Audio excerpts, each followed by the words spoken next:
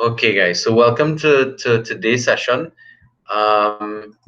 We've had a bit of a change in uh, the lineup of individuals. Somebody seemed to. All right, Miss Maria Brooks just arrived.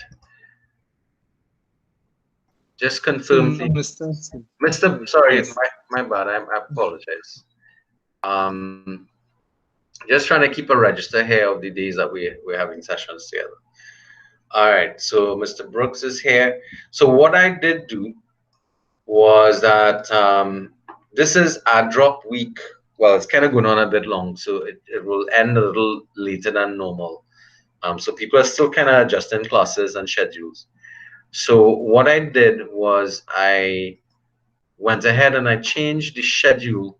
So I'll have to update that on the website on the e-class um, to reflect today's session along with the change in sessions for presentations.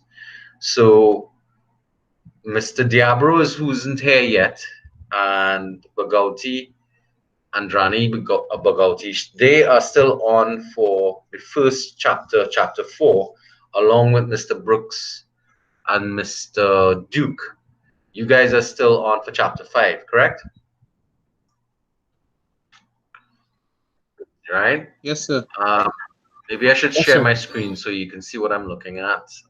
Where am I? Oh, crap. Uh,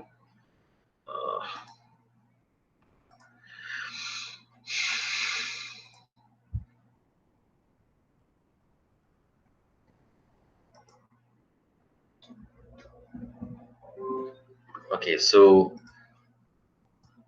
this is the schedule here that I'm trying to adjust for people. So basically, presentations will start from next week, the 13th of October.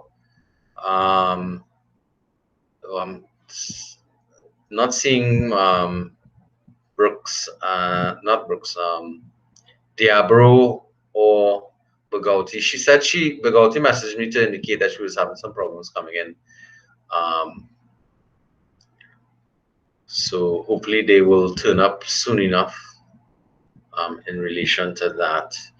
Okay, so the first two groups, Duke, you and Brooks, you guys are on for chapter 5. Talk to me. Yes, sir. Yes, but hmm, yes, sir. Yes.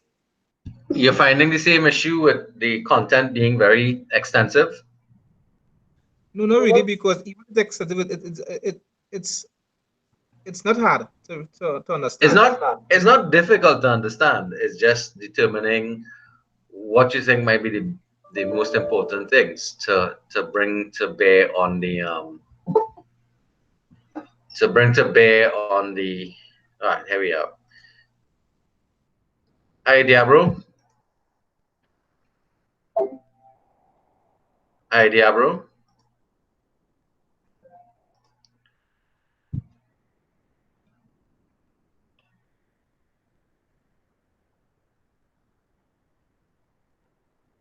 Hi Kion Diablo. Can you hear us? Hear me at least. Yes, sir, I can hear you. All right. So I was asking a question about your readiness for presentations next week. Um, so basically, what I was asking about, have you and Bagauti gotten in contact with each other, Andrana? Oh, we have gotten in contact. We scheduled to do some more stuff regarding our presentation. All right, good, good. Thursday. All right. So she said she's going to be running a bit late to get to this meeting today because she's in Port of Spain working. So getting back home is going to be a little bit of a challenge. All right. So Dukan and Brooks, you guys are scheduled for next week along with Diabro and Andrana. Then we have Paul, Payne, Fraser, and Huggins for the 20th. So, so that chapter, I think Huggins, you and Fraser had somebody else with you all. No, sir, it was just us. All right. Okay. So Miss Hill, Miss Maturin,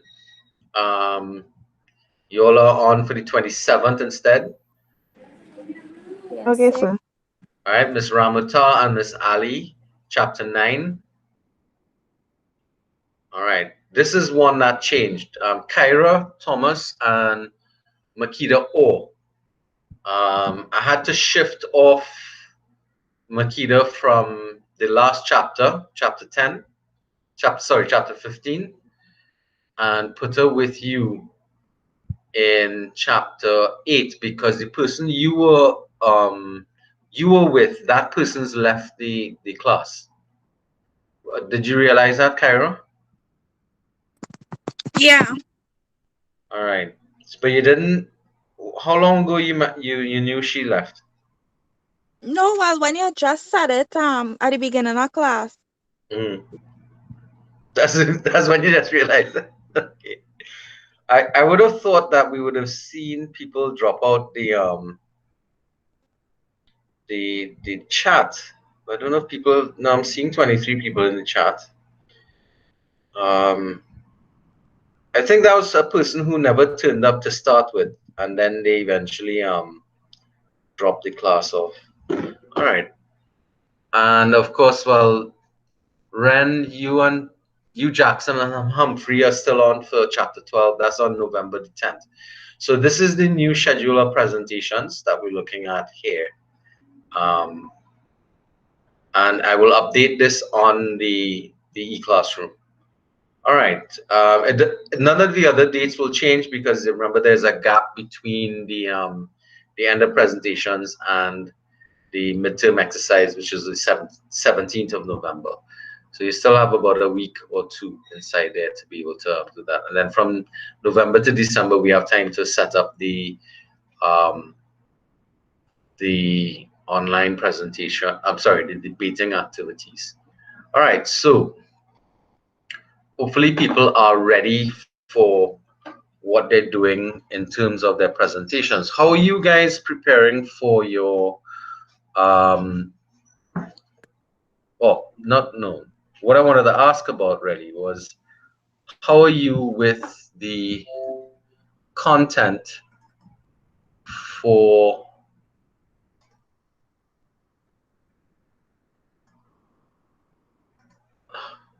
chapter 3 and chapter 2? Were you guys able to go through these chapters? Now I know they were long. Yes, sir. They were very long. I was Quite long, sir. I'm still going through chapter 3. yes, I understand. Um, and you all did chapter 1. Yes, sir. All right.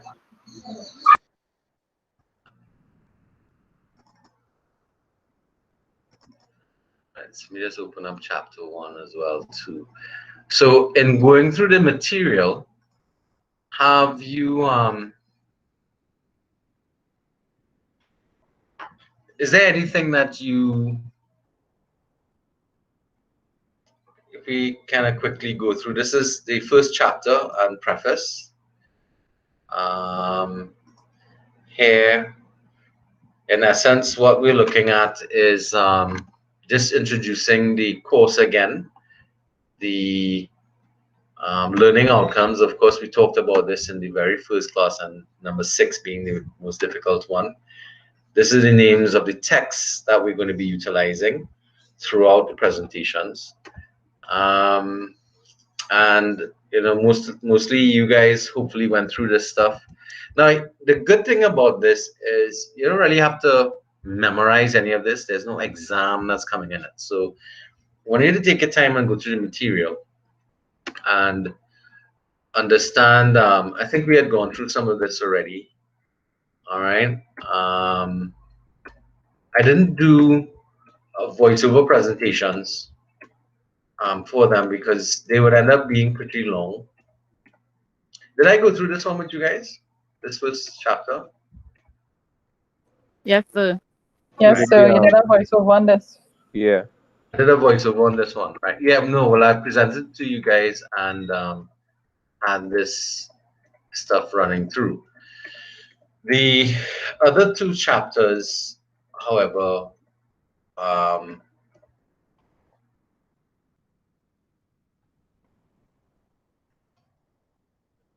right. The other two chapters, let's go to chapter 2. All right, so in chapter 2, what they spent their time doing in chapter 2 was actually going through the various models that existed before. So they did a more of a chronological um, observation of leadership studies throughout the years, and they brought us to date in relation to where they are now. And the models or the things that they took from the different approaches of the different models that they decided to use with the model that they want to use. That's the relational leadership model. So it was interesting. Did you all find anything in this chapter, chapter 2, that you found that you have been familiar with in terms of your experience with leadership around you? That's an important question, because a lot of this has to do with your own reaction to the leadership that you found active around you in Trinidad and Tobago, or in whatever experience you had. Now, this can only work if there's open discussion going on. I know some of you all might be a little amiss to this. Are any of you all familiar with these programs? Ever looked at these programs or seen them around the place? So I have the book, The 7 Habits of Highly Effective People, but never really read it. I don't know why. You should. It's a very powerful program. I actually did that program when I was doing leadership studies, and it's one of those programs that is interesting, because when I was doing this program, that's when Stephen Covey died. The week he died, I was doing his program with a whole host of lecturers from the college. We were doing a leadership development program. This book down here, we're going to be using it, the leadership experience from Daft, not the latest version, but we're going to be using the version that I have available there. The reason, if you recognize what I'm talking about here, is that all of these programs, and this is just a few that I found, each one tries to position itself as the penultimate guide to being a leader.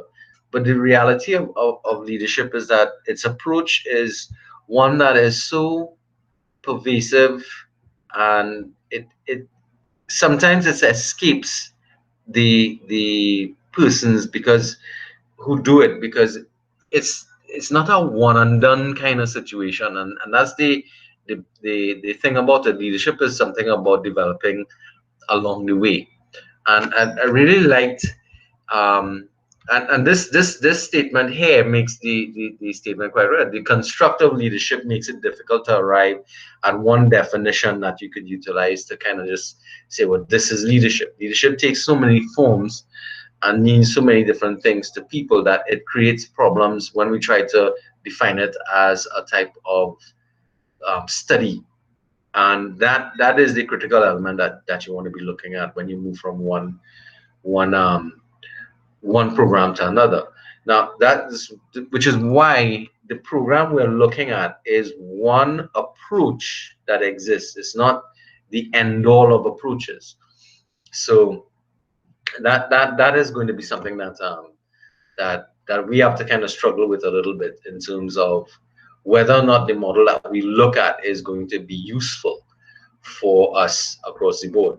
So, but what we can see is that leadership today has issues, and this I mean, let's look at like the leaders we have around us. How many of us feel disappointed by the leaders that we have around us? Or how many of us feel that the leaders who are around us are showing capacity? I feel extremely disappointed by the leaders we have around us. Well, can you give us a, for instance, or where and how? Well, for instance, well, I can't. Well, I'm talking about like the government body of like Trinidad and Tobago. It has some people that know, exactly what they're talking about and how to make changes. But then there is a lot of like, different entities in the party that are part of the leadership position that they have it in a way that they believe what they're doing is right and they don't like to accept change. They want to just live in the past. And that is part of the problem that leadership tends to suffer from. It suffers from a sense of stagnation. Anybody else has similar concerns like that with leadership wherever you are? It could be governmental, it could be organizational, or it could be within whatever church or whatever you decide you want to do. Well, for So me, in my organization is kind of similar, whereas we have a chairman and Uh-huh. it's his way or no way at all. That's the kind of leadership we dealing with. Right, and that creates problems when you're dealing with with employees, and when you're dealing with any kind of crisis situation. So how has there, and this is something that's important because in the previous set of slides we talked about the problem of seeing the true nature of somebody when times are rough. So now that we have this whole COVID situation and businesses are struggling, and organizations are having to adjust quickly, how are you seeing the leaders around you, and how have you adjusted to it? So like in the same sense with the chairman, he acts as the leader, but he is not the leader of the organization. The Uh-huh. registrar is the leader of the organization, Can but can he you has a kind of can you tell us who that leader? authoritative. Not who, but what organization you're talking It's about? a That's government is a government agency, and a he government. he Right. yeah, it's a kind of court type something. So he deals with the court. He has authority over the court, but not the rest of the organization. All right. But he comes across and with the staff, like if he has authority over the entire organization. And the type Oh, of leader the registrar is like whatever the chairman want, the chairman get. And it's not supposed to be like that. Because so he's not. everybody in the organization know it's not supposed to be like that. And he have a kind of mentality like Keon was saying, like, long time stagnation, don't wanna elevate or move, All you right. So know? it's like you're feeling disappointed by the old school methodology of things. Correct. Right. Okay. Anybody else wants to join in with their impressions? Yes, sir. Good evening, everybody. Um, I have the leader of my team at the moment is a person that finds fault with a lot of things, but never finds solution. You go to them with something, they will have a problem with it, and they will tell you, and you will ask them, well, if you don't want it this way, how do you want it? And they will say, always young people, your brain young, figure it out. Huh. What type of organization is that? It's a government organization as well. And usually when somebody comes to them with a problem, they will refer them to me and tell them, well, talk to me because I is a young brain, I will figure it out. And that is the lead I have. But they always have a problem. If I do something, they do like this. But how do you want it? Figure it out. You have a young brain. That is my leader right now, and it's a kind of frustrating situation for me. Well, I mean, look look at some of the benefits that you could draw from that, because one of the things is if your leader right now is unwilling to take responsibility for decisions, the problem is they're handing you decisions, but it's not necessarily that you can that you have the power to use it. That's a problem that you're having, right, Mr. Pete? Yes, and And if things doesn't go the way that they wanted to go, it's not like they would say, well, you know, You took a chance. we as So a they were, team got it wrong. They will refer them to me. Mhm. So I will have to fix the problem as well. So I just be like, I don't know. So I reach to the point now when they ask for solutions, I just say I don't know now. Okay, but that, what do you think the person could do to make things better for you? Think they could do their job. Or But retire. or retire. But if they retire, was that gonna help? I think they should listen. I think they just have to listen to the people who underneath them, because if you most of the times the person who working under you, they know a lot. And like where I'm working right now, is because people don't listen to junior staff, they find themselves in plenty problems. Because if we are operating in systems when you are not, we know when something is going wrong. So you Right. need us, in order for you to make ethical decisions. But the thing is, most of these job places, the leaders make critical decisions without taking any thought about junior staff who actually doing the work. So they're not very inclusive then. No.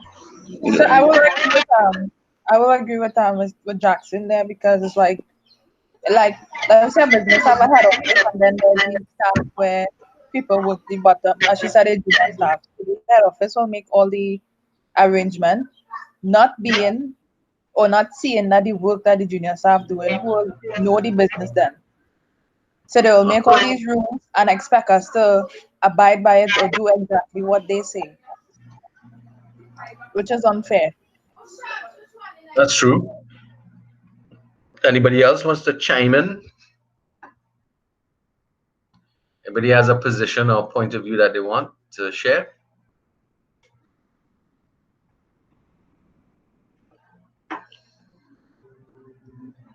No. I'm just checking the chat to see if anybody's.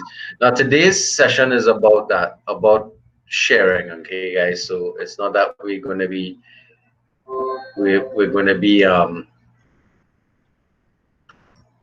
really So, and to teaching. me, Mhm. another thing that leaders tend to lack is knowing their workers. They think that one way would apply to each and everybody, which is not true. So I think they lack the knowledge of knowing different methods to dealing with A behavior. colloquial we use for that is what we call cookie cutter systems.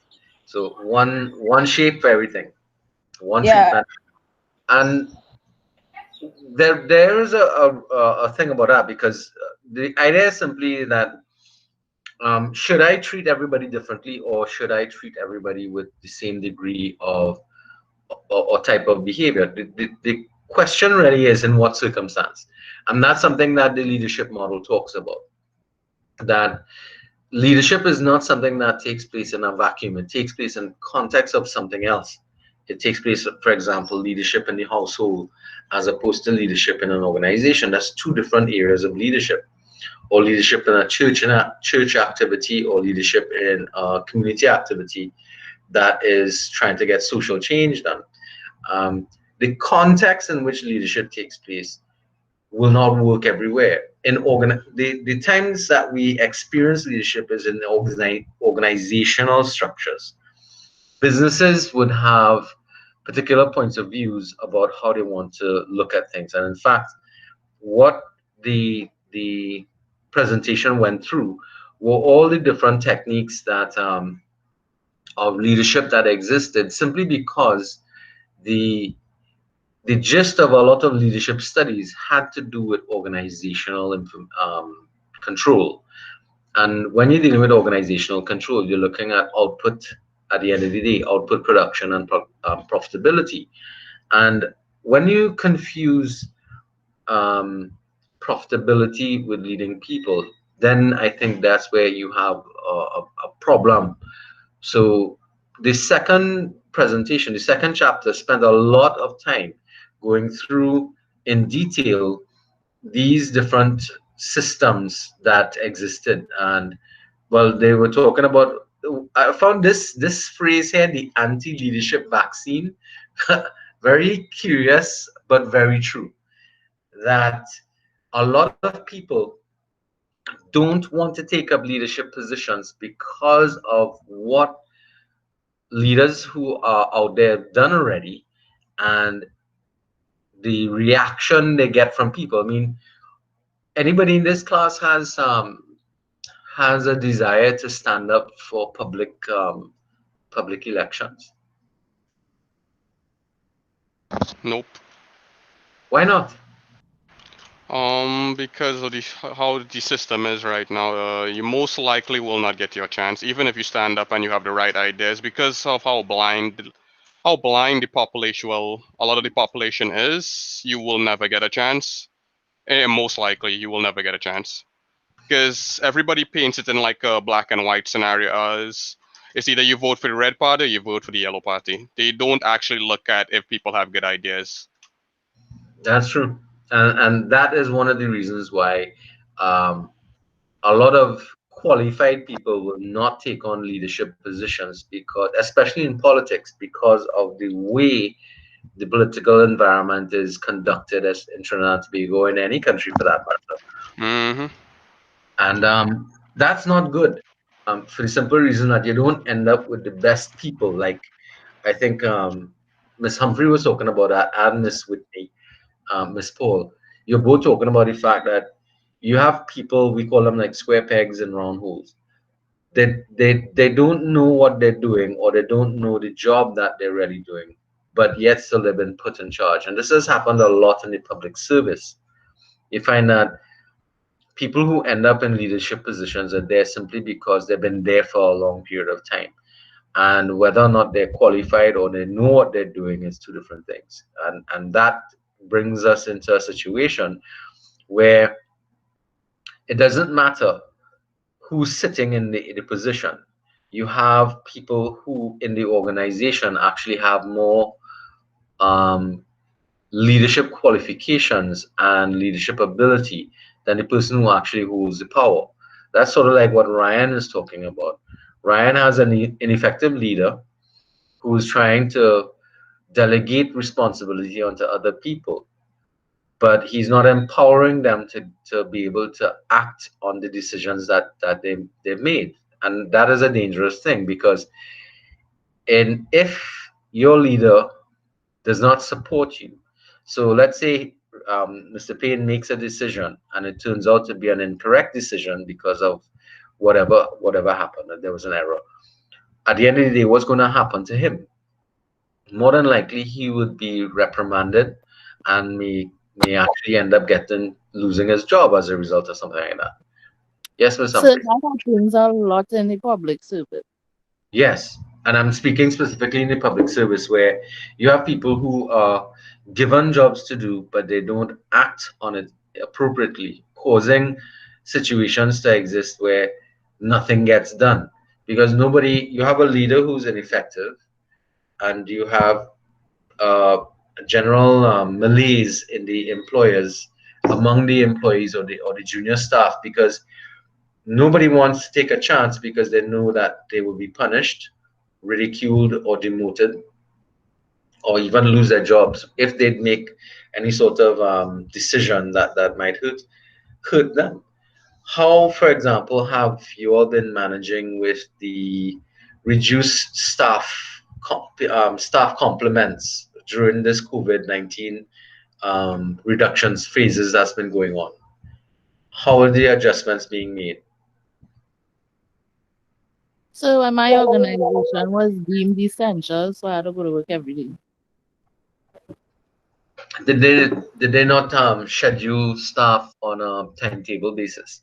Well, it's a court, so I guess Yeah, we had no, to I know. go to court every day. But what about work from home? They No don't. work from home. The only person working from home is the chairman. Serious, Nakisha.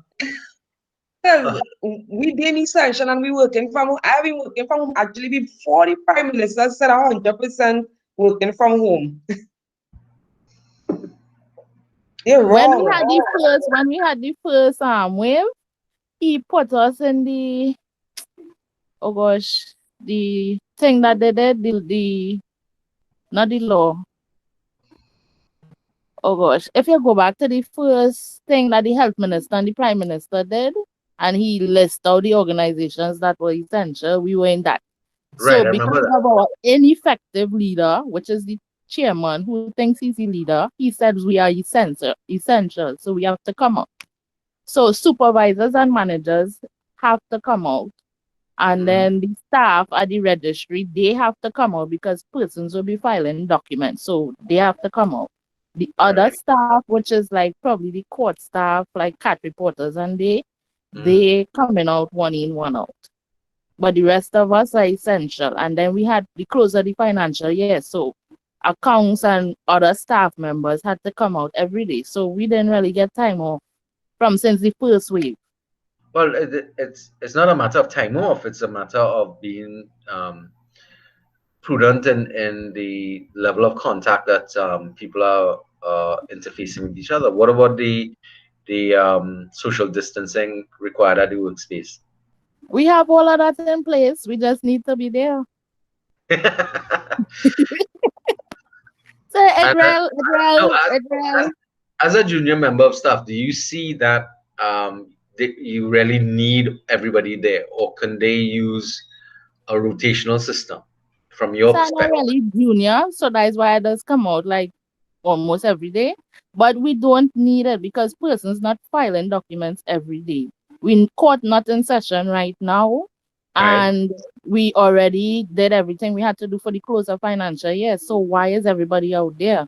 So our registrar took the position of telling persons, not formally though, but you could work from home or come in 1 day, 2 days for the week. So He did that for us. somebody else took a decision Yes. lower down, and the thing about it though No, that's the rightful person to make the decisions, but is he deferring. came in after the chairman. So the chairman, I see. he have this mentality like he is the head because Uh, he's chairman. yeah, but as chairman of the board, right? That's chairman for the court. Yeah, but he's chairman of That's a not for board. The registrars are all right. I'm not certain about the structure of your organization, but I know they report to each other, the chairman and the registrar. So No, the uh, chairman is just for the court. The registrar is for the public service and the workers. I think that is where the but lower staff all get right, kind so of mixed up.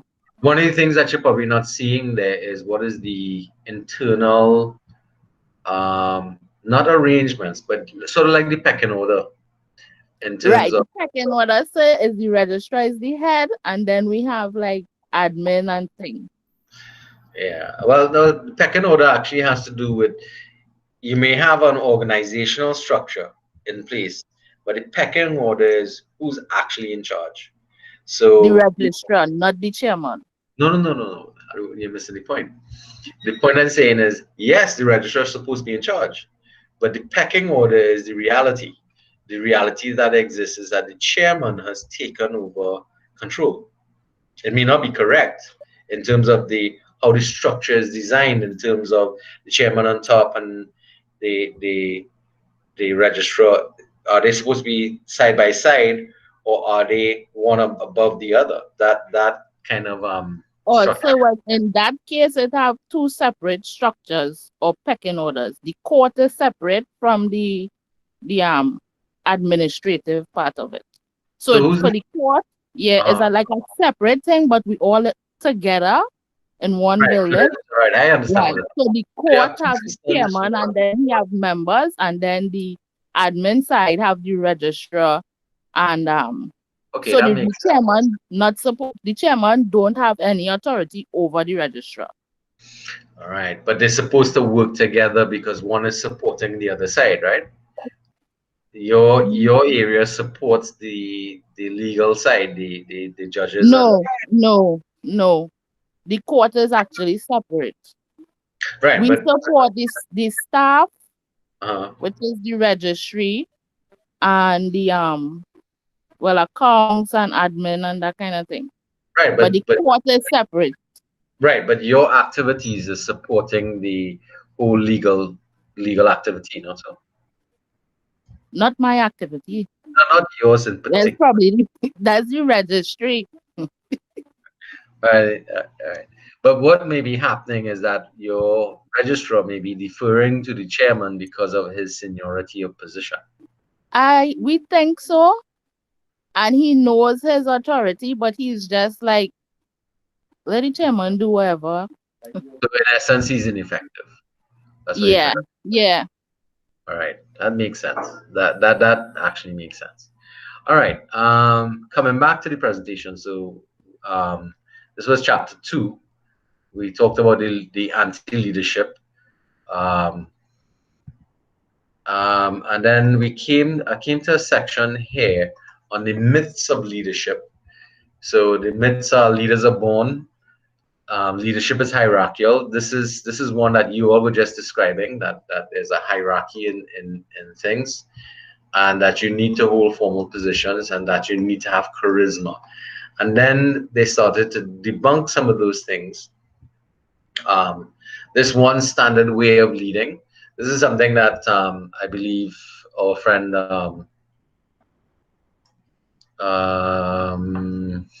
not Mr. Diablo, Mr. Payne was talking about in his circumstance.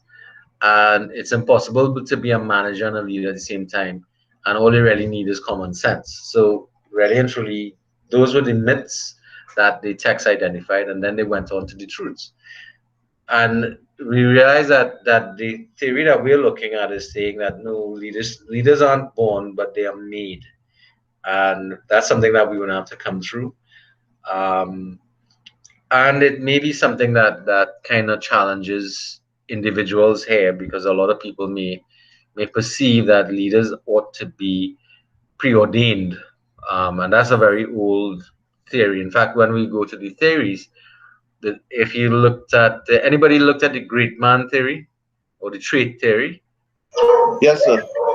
those are talking about leaders being those theories support that particular myth that leaders have to be born to be. You have to be born in a particular genre or particular family strain. That's the whole that's the whole situation that you see with the monarchs. You can only become the king if you're the firstborn and that kind of nonsense, and that system is referring to that type of things. And it doesn't take into consideration that leadership can reside in anybody. All right, so that's something that we want to debunk off the top. Leadership occurs at all levels of an organization. So even though you're in an organization, the only person with leadership. So if we go back to Miss Humphrey's situation, are there section leaders in your or section supervisors in your organization? Yes, sir. Do they have or exercise any sort of leadership? No, sir. Why not? So I think as I say, they are so long and they already set in their ways. The only person exercises any type of leadership is the accounting assistant. The accounting assistant. Yep. Not the accounting officers. So that is the name of it, but she is the head accounting person. Okay, all right. That's just the position. But who she leads? She leads the other clerical officers and yes. other. So that's the section you work in, right? No. All right.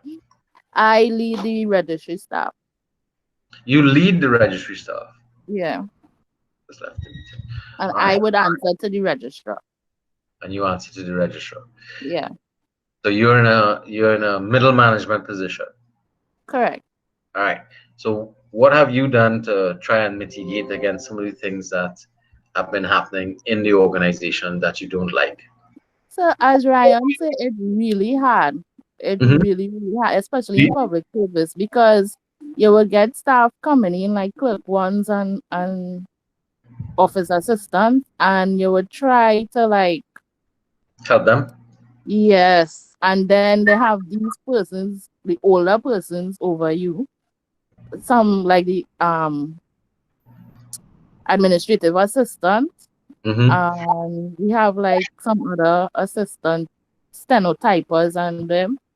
But it really had to. It really had to try to get young persons like myself with What? ideas and all that kind of thing. It really hard in the public service. Right. Do you think it has a lot to do with the culture that exists in the organization? So I think it's because of these ageable peoples that the government agencies does get this type of stigma. What stigma is that? We Yeah, lazy, and we don't like to work past 12 o'clock. all right. But that's not necessarily true, is it? No, it's not. Because the younger employees where I am at, they want to work, they're willing to change. They're willing to turn around the organization. They want to be effective, but you can't be effective around ineffective people. Um, is there, well, I guess what you're looking for is a form of leadership that will help to move you forward. Correct. All right. Because I know that the organizations that you're working with been well. How many of you all paid attention to the budget yesterday? I I did so. did, sir. Right. So, um, did you not hear about modernization of the various arms of the government that they're looking at to make things more efficient? Those are promises that were made in the budget. You all did listen to that? Yes, listen to it, and it is something that has been said before, Oh, yes. and One of the major criticisms of this budget is that these things have been said before that nothing's really happened. yeah. So, but actually, I could say that I'm seeing a bit of movement in terms of some facets of the ministries getting digitized. So I could Right. see. Yeah. There has been change in that light, especially given the circumstances that we're working with. Yeah. Um, so in one sense, the COVID virus is providing an opportunity for all of us to try and move in a direction that we may really want the country to move in, which is to get more IT oriented, and what end up happening is a lot of people can now access services not by having to leave their homes and travel into Port of Spain and stand in crowds and stuff like that, but to be able to access a lot of things from online. That's going to be interesting. All right, that's good. And to be able to push that, it can't be from one leader alone, and that's the problem. In the organization, is you're going to have lots of people who take up leadership roles at different levels of the organization. And that's why the truth about leadership here, this slide here, talking about leadership needs to occur at all levels of an organization.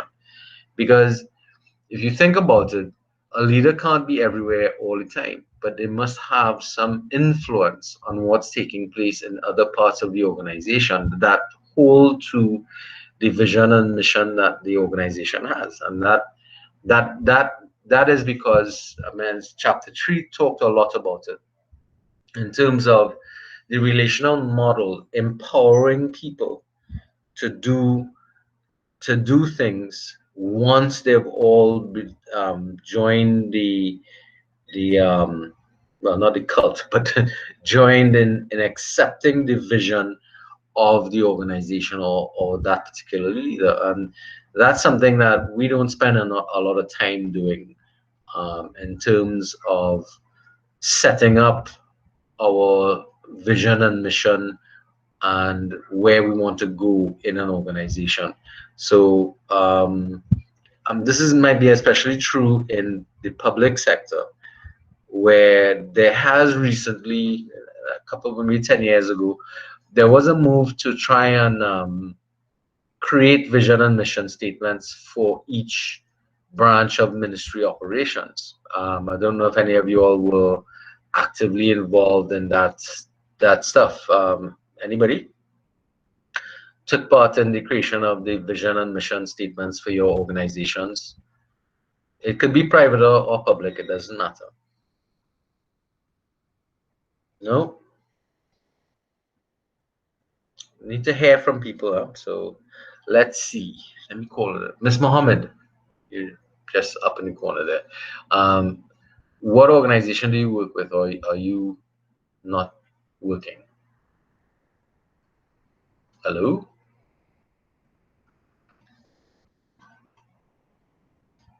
I am not sure.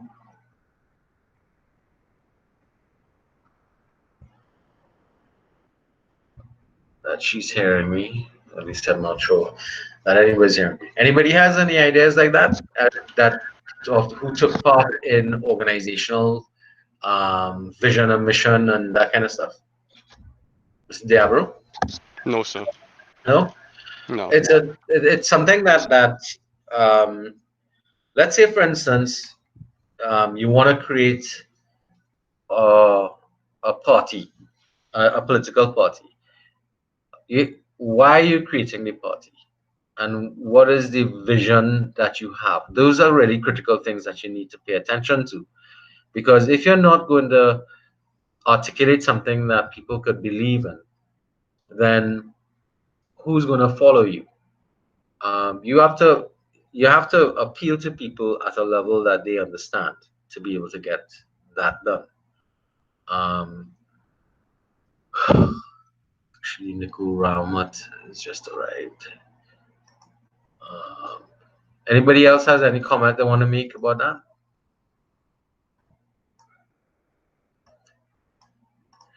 In part 3 of the text, they talked a lot about vision and mission. Did you all get, anybody get to that section where they read that?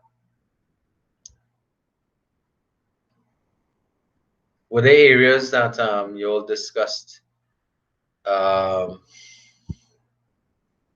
in your reading you came across that you didn't quite get or understand or wanted some explanations about? Because it's impossible for me to go through the entire thing. All right. Charisma. Truths about leadership here. They talked about charisma. Can you all see this? The smaller version here? Yes, sir. Yeah. So one of the things they talked about here is that charisma is not a prerequisite for leadership, and that's something that a lot of people, especially in political parties, they really look for somebody who's charismatic, but it's not necessarily leadership material, because charisma has a dangerous element.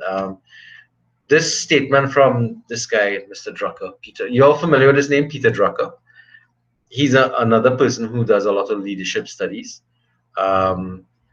And if you look at that statement, it's quite true. The 3 most charismatic leaders in this century inflicted more suffering on the human race than almost any trio in history: Hitler, Stalin, and Mao. And what matters is not the leader's charisma. What matters is the leader's mission, what they want to do. And to reinforce that, I did these photographs here of positive and negative people with charisma. So we have Hitler in the upper left-hand corner. People should be familiar with him. Then we have Mahatma Gandhi and Dr. Martin Luther King. Anybody recognizes the person in the lower left-hand corner? No, sir. I was about to ask you who is that, because I'm not I don't sure. remember his name, but that's the guy who poisoned these other people in Guyana. Jim Jones. Jim Jones, right. The Reverend Jim Jones. Yes. That's who he is. That's why he's in the corner of negative charisma, because he was very charismatic. Yeah, he was he actually made those people willingly commit suicide. Commit suicide, yeah, that's it. They all drank the Kool-Aid. That's where that statement comes from, because they served the cyanide in Really, and how much people died, sir? Cooley. Sorry. So ask How that many question. people died? Whew, how many people were? Couple of hundred people. A few hundred. Well, Yeah, and it took place in Guyana. yeah. And where, what country? Guyana. He, Oh, The yeah, he, and Americans that were was how long, closing up sir? his operation. They wanted to arrest him, and he figured it out, and he made them all Hmm. commit suicide. yeah, because there were some charges against him for Yeah, kidnapping and stuff like that. So, yeah. Hmm. because he was kind of getting people. It was quite interesting. You all should follow up on. It was a really gruesome time frame. He and all took the Kool-Aid too, so he killed Yeah, himself. kill In himself. what year? What year, sir? Do that's 70s. 70s. Oh, okay, okay. But Guyana reeled in that thing because that was back in the days of Burnham. I think Burnham was prime minister then, and Burnham had given Jim Jones some land in Guyana.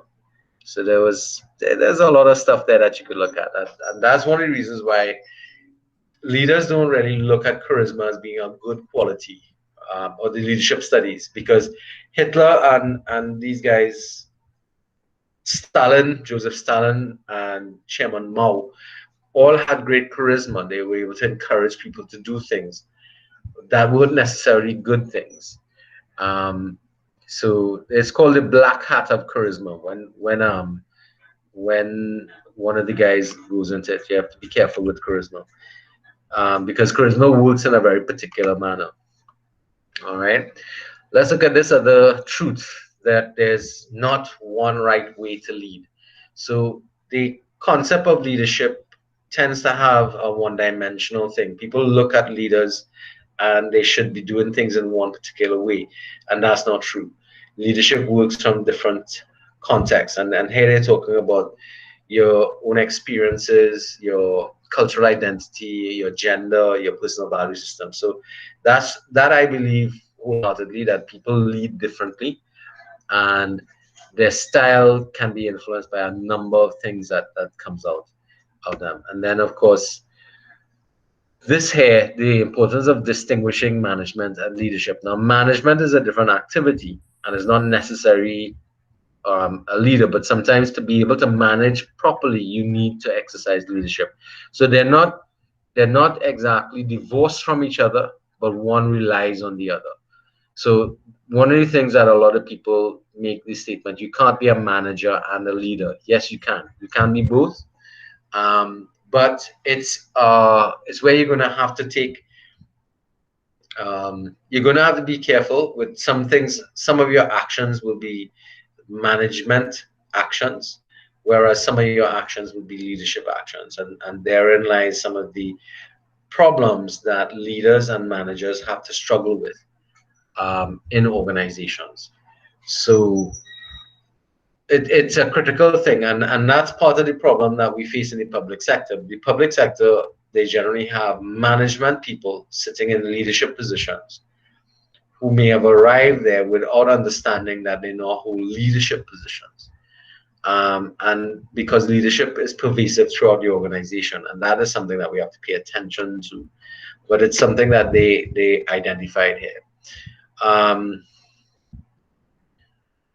and as you can see here, that managers are preoccupied with doing things the right way, whereas leaders are focused on doing the right thing. And that's a dichotomy between a manager and a leader. Leaders ought to be concerned with doing things the right way, or doing the right thing. Managers are concerned about getting things done in the manner that they want. That's why you'll hear this situation that you might have a good leader, but he prefers things done in a particular manner, and that's where you get the my way or the highway situation. So again, it's a blend of things that you're looking at. All right. So you could look at the whole decision and problems between management and leadership, overlapping functions, and so on. So those are things you want to pay. So this is an important truth, that leadership is teachable, and this program sits upon this whole premise that leadership is a teachable element. So it involves us going through material and trying to develop some self developmental exercises. So that's what this class is all about, it's self-development. All right. So this section here started to try to define leadership, and it looked back to the formal definitions that existed from the beginning of the 1300s, and I found it very interesting that leadership, how leadership was looked upon or looked at, remained, at least from documented history, so stagnant over time. If we look at those people in history, you'd always find that the leaders tended to be those who were strong and led armies or led countries and stuff like that coming up into the thing. They're all about the movers and shakers of the world, that kind of stuff. It's quite interesting. Um, and it really was a matter back in those days in particular that you can only be a leader if you were born into it. So that whole concept of the great man theory or the trait theory, those theories seem to have held for a very long time, in terms of our concepts of leaders. It's quite interesting that it's only in the last 100 years or so we've been challenging some of those older ideas.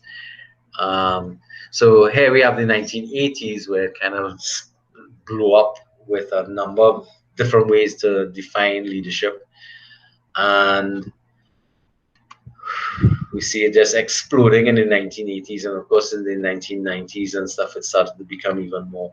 Now, I mean, this is all quite interesting, that the whole concept of defining leadership was part of the process, understanding leadership. All right. So you went through this entire thing of trying to define leadership as one way or the other. And it was quite interesting to look at the historical aspect of how leadership was developed throughout the whole thing. Various fields tried to tackle it as well. It's quite an interesting read. The reason why I did this in so much detail is because I know you're not going to read the textbooks. So one of the reasons why I placed so much of this information here is for you to get a flow of what each section of the text was trying to do. At the end of the day, however, is after looking at all the different attempts at definitions, they still end up to what is the purpose of leadership? Why does leadership exist? All right, and this is where they came up with the idea that, or the thing that leadership has to do with context. You have to know the context in which you're looking at the leadership. Then they started to look at metaphorical. So you have the competitive market. So in the competitive market, the leader is the strongest person. The consensus metaphor, well, that's where we get together and decide upon things. The administrative metaphor, the anarchy metaphor, the collective bargaining. All these are metaphors that they utilize. But there was one that they brought up here. This one here, the conductor of a musical thing, an orchestra. This is supposedly the leader, but this leader is absolutely dependent upon the other people. I think they got the idea better when they looked at the jazz band. The jazz band leader must choose the music, find the right musicians, and perform in public. But the effect of the performance depends on primarily the environment you're in, the volunteers playing in the band, the need for everybody to perform individually as well as within the group, and the absolute dependence of the leader on the members of the band. Anybody in classes plays music in a band? Or plays music, period?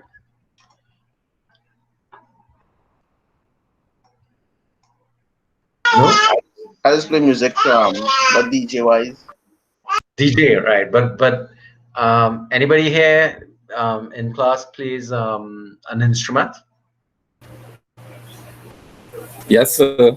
I play with a steel orchestra, so. You've played, sorry?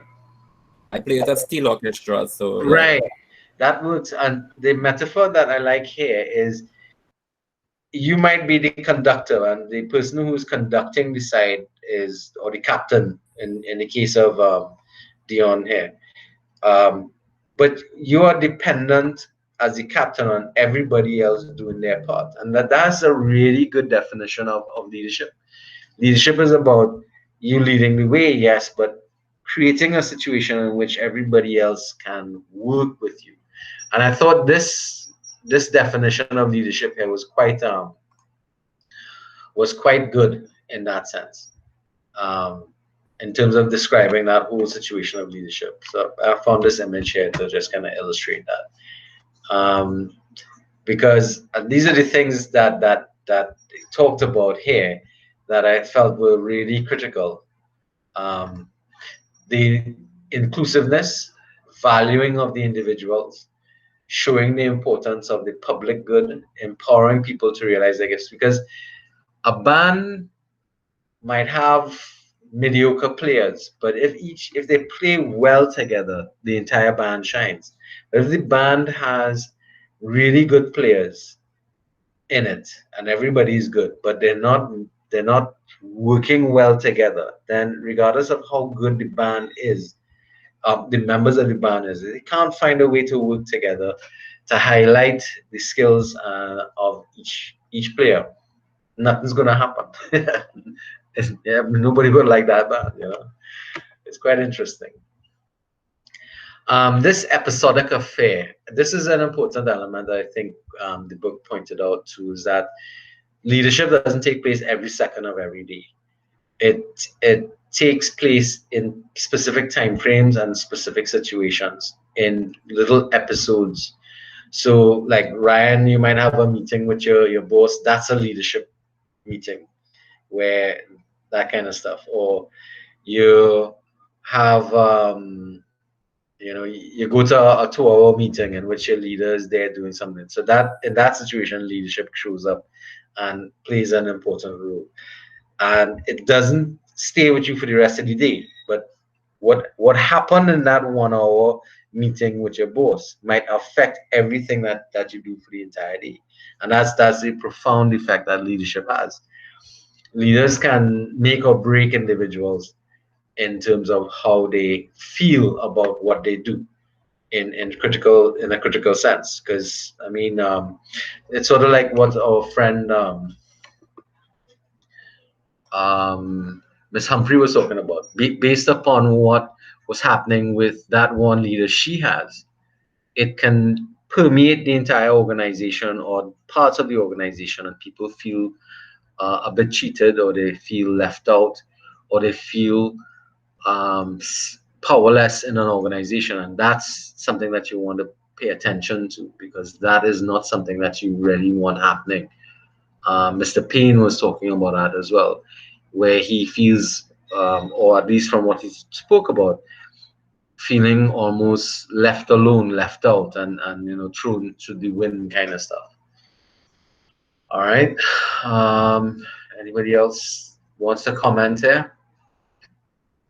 All right. All right. So generations of theories. These are the different theories that they went through. The multidisciplinary nature of leadership creates a problem because it can cause problems. So they kept on going through the different forms that theories took as they moved through history, and these were the 7 that they decided to position themselves with in terms of the great man approach, the trait approach, the behavioral approach, the situational contingency approach, the influence theories, the reciprocal leadership approaches, and the chaos theory. Chaos was one that came up pretty late in thing. It's one that's quite. So the great man approach preceded the approaches that followed before, the trait approach, and prior to that, the Darwinist thinking dominated the first theories in the 19th century. Anybody knows this Darwinist thinking? Anybody familiar with that? Can you explain it? Yes, sir. It is like survival of the fittest. Correct. Right. So only those people who were born and had the traits necessary to do it ended up being the leaders, and therefore that's the Darwinism, the evolution of species. So the great man theory then kind of replaced this with, or kind of like supported that, because what you're really thinking of is that if you're born a leader, you'll be the leader, kind of stuff. Um, then you had the development. So the whole folklore, they give us some background on things and how typically they would ignore things like um, things that don't agree with the theory. They would just simply ignore it as aberration. So people like Joan of Arc or Catherine the Great, they were ignored as examples of leaders who were born with gifts, natural gifts, and innate abilities. So something that is pretty commonplace in the history of man. When we don't find something that supports your idea, you either ignore it or hope nobody else sees it. Kind of ostrich situation. Then you have the trait approaches that the great men had specific traits that they always carried. And that actually proved to be nonsensical because they were unable to actually classify and list what were these traits that made people leaders. That's something that was quite interesting when I read about this particular theory that came up and was believed that for some period of time. All right. Then you have behavioral approaches. This is where now we start to get into the tricky ones, because behavioral approaches started to rely on the development of behavioral studies, and it tended, as I say here, approached it from a business behavior. So they really were looking at what you did and how you did things and how it impacted upon the people around you. Um, so it looked at what you did, what managers do on the job, which is related to the context of managerial activities, roles, functions, and responsibilities. So what they started to do was to look at both effective and ineffective leaders to see what was happening and why things were happening differently, and try to list or gather information about it. Generally, through the 50s and 60s, they were looking at this, and it helped to shape some ideas about why some leaders were effective and other leaders weren't. And they were able to gather some data about it and try to pick up some basic information. And this is one of the set of information, considering and initiating structure. So consideration had to do with the degree to which a leader will act friendly and supportive. So this behavioral condition was brought up, that leaders who show consideration for others and their welfare might be one of those behaviors that would create a good, or has the potential for creating a good leader. And then the other one, initiating structure, the degree to which the leader defines and structures his or her own role and the role of subordinates towards the attainment of groups' formal goals. Those two elements, or as they refer to as two dimensions, the dimension of consideration and initiating structure, the combination of the two was supposed to create a situation to create a good leader. Now, dependent upon, you know, do you have a leader who was very considerate but lacked structural understanding of the structure and development of the structure of how things were getting done? So what they're speaking about here is that apparently you needed to have a balance between the two to be considered to have a positive impact upon leadership in an organization. So interesting. That was where at least some of the ideas that I mentioned, the behavioral approach started to develop. Interesting. Again, they were looking at what we do rather than who we are as a trait. So you see, the movement now is moving away from just looking at the traits that you display as opposed to the behavior that you conduct, and that's an important distinction.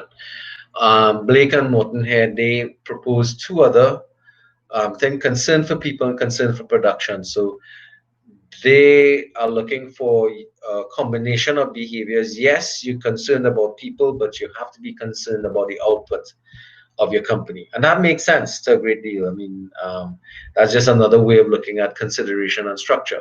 So those two things, move hand in hand together. Again, it's about behavior.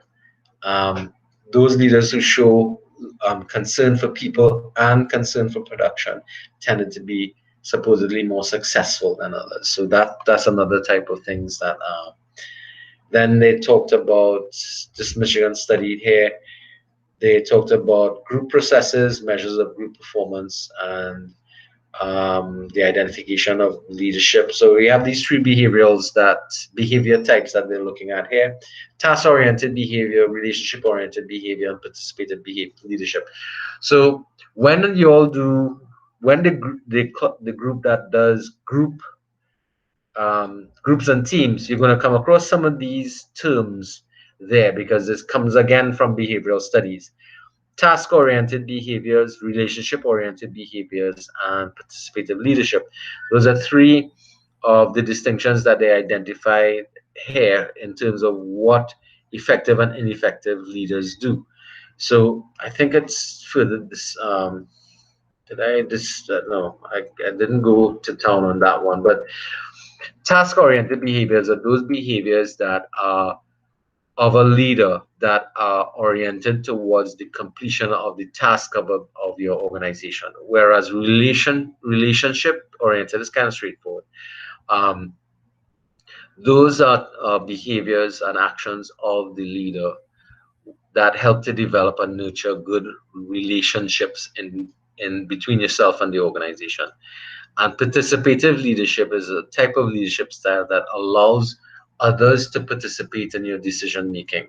So they found, again, through studies of behavior, that there needs to be a combination of these types of activities or behaviors from leaders to become or be effective leaders. So again, it starts to focus more attention on behavior of the individuals and the style of leadership that they um they exhibit. All right. Of course, there were criticisms, and the main criticism is always that the research conducted has always been inconclusive and inconsistent, um, and it makes sense because behaviors are not something that's easy to observe. For those of you who are doing any sort of social science, you'd realize that conducting research on behavior is tricky. And it's not only tricky, it's damn right difficult to actually gather convincing data on the various types of organizational behaviors. So that is one of the drawbacks of the behavioral approach, because it's on trying to interpret and understand human behavior. And I also teach economics, and trying to understand human economic behavior is just as complex as trying to understand leadership behavior, because again, you're talking about how we behave as individuals and what we do. And there are lots of things that go on. So the next set of theories came up in the situational contingency approach. Um, and this one really speaks to the variation of your leadership style based upon the context or situation you find, which kind of makes sense. So the the leadership style that you utilize can't work in all circumstances or situations. And that's problematic because um, a lot of leaders have a style that they use or methodology that they use regardless of the circumstance or situation. And the problem with it is that can't work everywhere. And that is where the problem comes up in some instances. You have to be able to become more malleable, and you must be able to be flexible in your thing. I think that is the outcome of the thing that comes up here. All right. Because different circumstances or situations would call on different skills being brought to the fore. So situational theory emphasizes that leadership behavior cannot be explained in a vacuum, and therefore it requires understanding the context in which they're dealing with. So of the contingency theories, You have the least preferred worker. That was such a weird one. You all should read on that one a little bit. Describes the situation, moderates the relationship between the leadership trait and so that's basically going to be um, you're trying to work out how do you treat with your least preferred coworker. That's a weird model, I think. I mean, but if you think about it, I mean, how do you treat with somebody who's not liked in an organization? That's basically what you're trying to say there. Uh, that's one contingency, and the second is the path rule theory, which speaks to once an employee can see his his path to his personal goals quickly identified, then they will always do that action. So the leader's task is to make sure that the personal rewards of the subordinate are in line with what the organization needs. It's kind of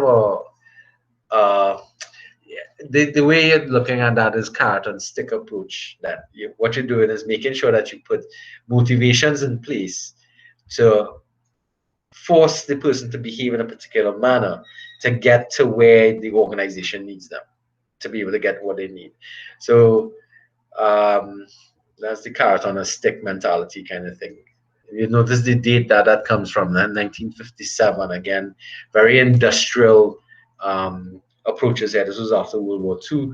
So remember, industry was growing, and a lot of the management studies that took place were in industrial circumstances. So that's the other one.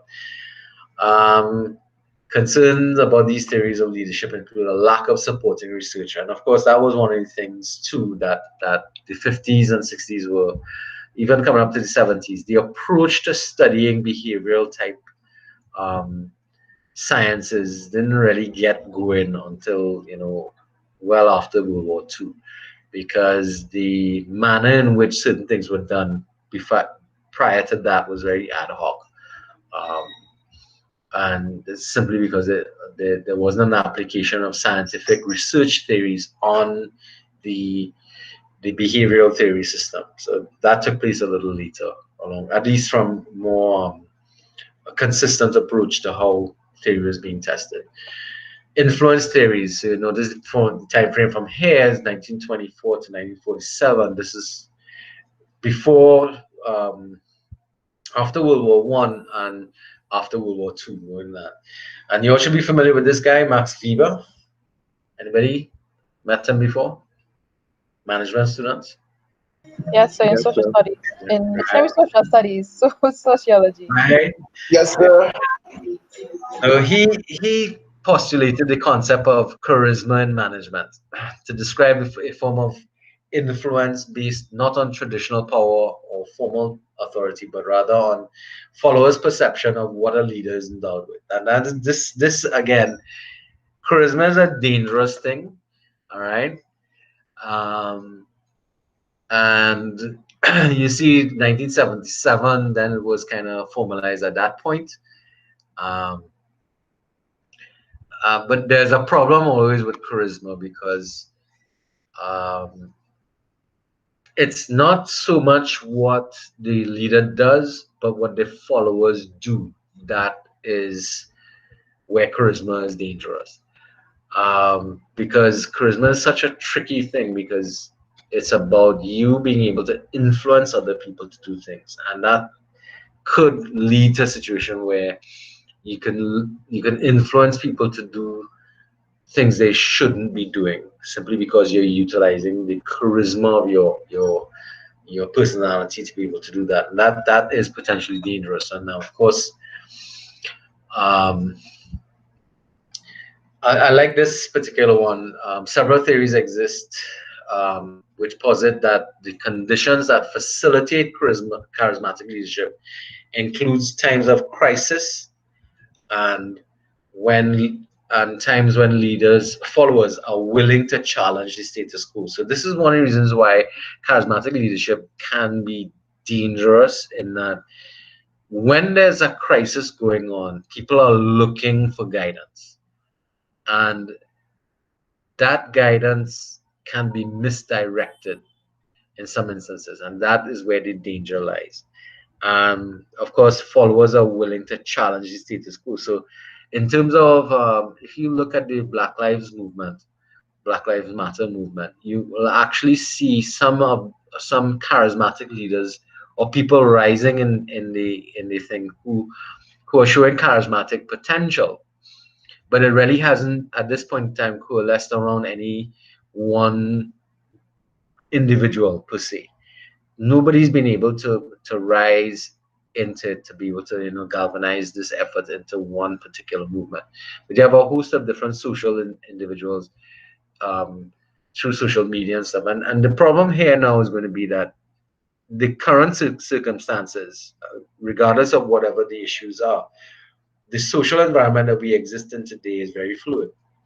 Because somebody could be, looked upon as a leader in 1 minute, and then 10 tweets later, they have a whole host of people who just, trying to bring down that individual. So it's a very volatile circumstance. Therefore, a lot of people would shy away from being putting themselves in leadership positions, and that's something that you could look at as well. All right.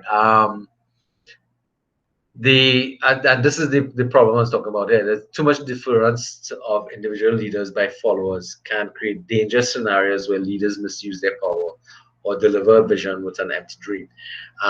That's the biggest problem with charismatic leaders in particular. And again, it's not one of those things that we want to look at in, though charisma has its place, is not as critical as some of these theories thought it was.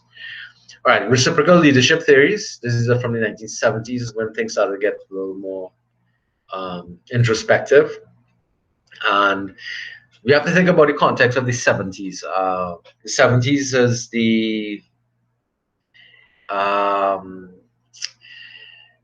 Vietnam War, the world love movement, the hippie movement, the getting in touch with your inner self, and all this kind of transcendental meditation and stuff started to become thing. And in that context, what you found is that a lot of people started to use introspection as a means of being able to view the world around us. So again, your frame of reference, you kind of have to think about the time frame in which some of these theories came up, because they were influenced by the thinking and general activities that was taking place during that time.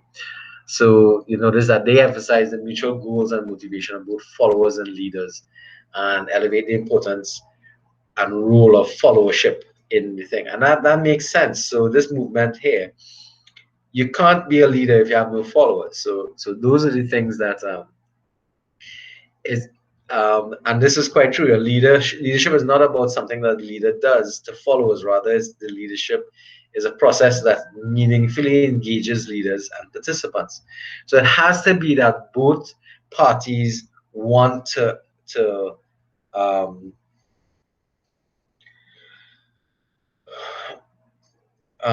want to work together to do something. So leadership is not this me or the highway situation. It's about dependence on each other. So you start to see this oneness approach to things. That's quite interesting. And of course, here they talk about leadership empowering the contributors and the followers, and that type of stuff. So this is where part of our studies are going to go in the relational leadership model. Pulls a lot from this area here. So this is one of the set of theories that you want to look at. All right. So these theories: transforming leadership theory, the servant leadership theory, and the followership theory. These will come up again in, I believe, one of the DAF chapters. They will look at this in a lot more detail. So hopefully we'll get some more information on that. All right. So that transforming leadership theory defines the process where leaders and followers raise one another to higher levels of morality and motivation. That's the transforming theory. So it speaks about us working together to bring things together, and we are actually followers. Followers are attracted to somebody with high ideals, moral values, those type of things. So this is where morality and ethics begin to to bring itself up into not just success but ethical behavior is going to be becoming more critical. Um, like this thing here, it's inseparable from followers' needs and goals. So leaders and followers are linked to each other uh, through some sort of relationship, and that's something that we have to pay attention to. All right. And of course, here, power is used to realize common goals and purposes, not for the purpose of exploitation or manipulation. So that's another aspect. Again, this speaks to the whole moral component of leadership theory that plays a very important role in the relational theory that we're looking at. All right, so this is what the whole goal of the transformational leadership is all about. So you can look up at that. These are guys who used transformational leadership styles. Everybody recognize all these people, or any one of them you're not familiar with?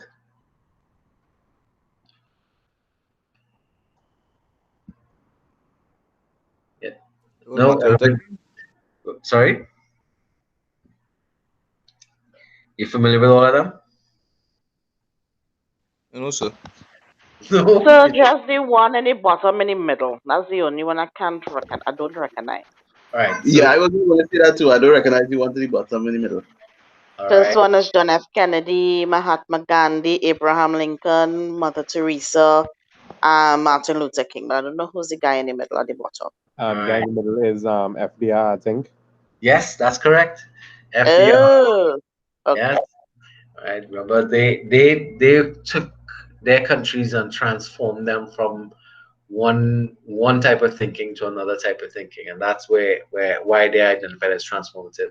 Mother Teresa is also transformational in terms of how we think about how we help people, that type of stuff, the giving of self and that kind of thing. So again, transformational leadership.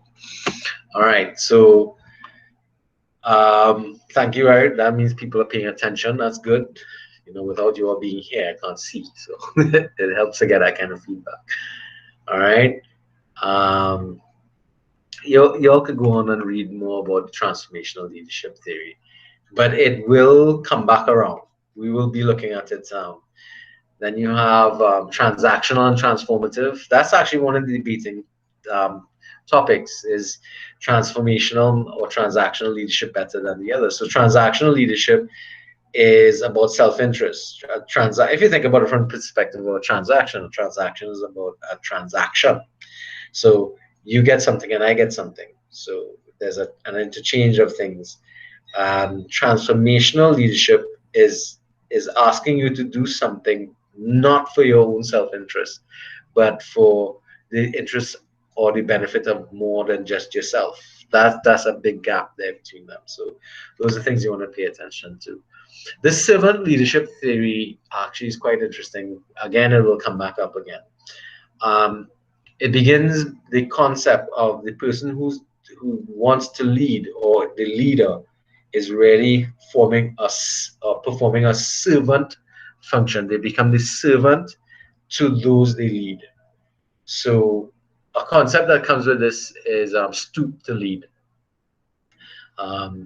That's a phrase that I've heard colloquially in terms of bring yourself down to people to help lift them all together upwards. That's an important concept in terms of Stoop to conquer. stoop to conquer. That's it is, yeah. But in this case, yeah, it's not to stoop to conquer somebody, but to bring everybody up with you. That's what the servant leadership is about. That the job of the leader is to serve the followers, for the followers to begin to rise to the situations that they're facing them. All right. So the servant, through focusing on the primary needs of others in the organization, transforms him or herself into a leader. Now, servant leaders, therefore, have to be able to help bring. So this brings up the concept of empowerment, which is another element that comes up. You have to empower people in your organization to do things. So your leader is not there to hold power and hold information to himself, but to disseminate information and try and build people up to be able to, well, basically take over and more or less become their own leaders in their own areas.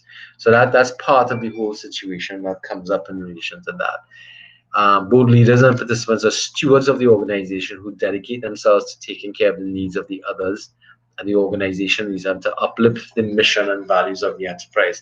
Now, that is the goal of what that servant leadership is all about. It's quite an interesting look at it. I think uh,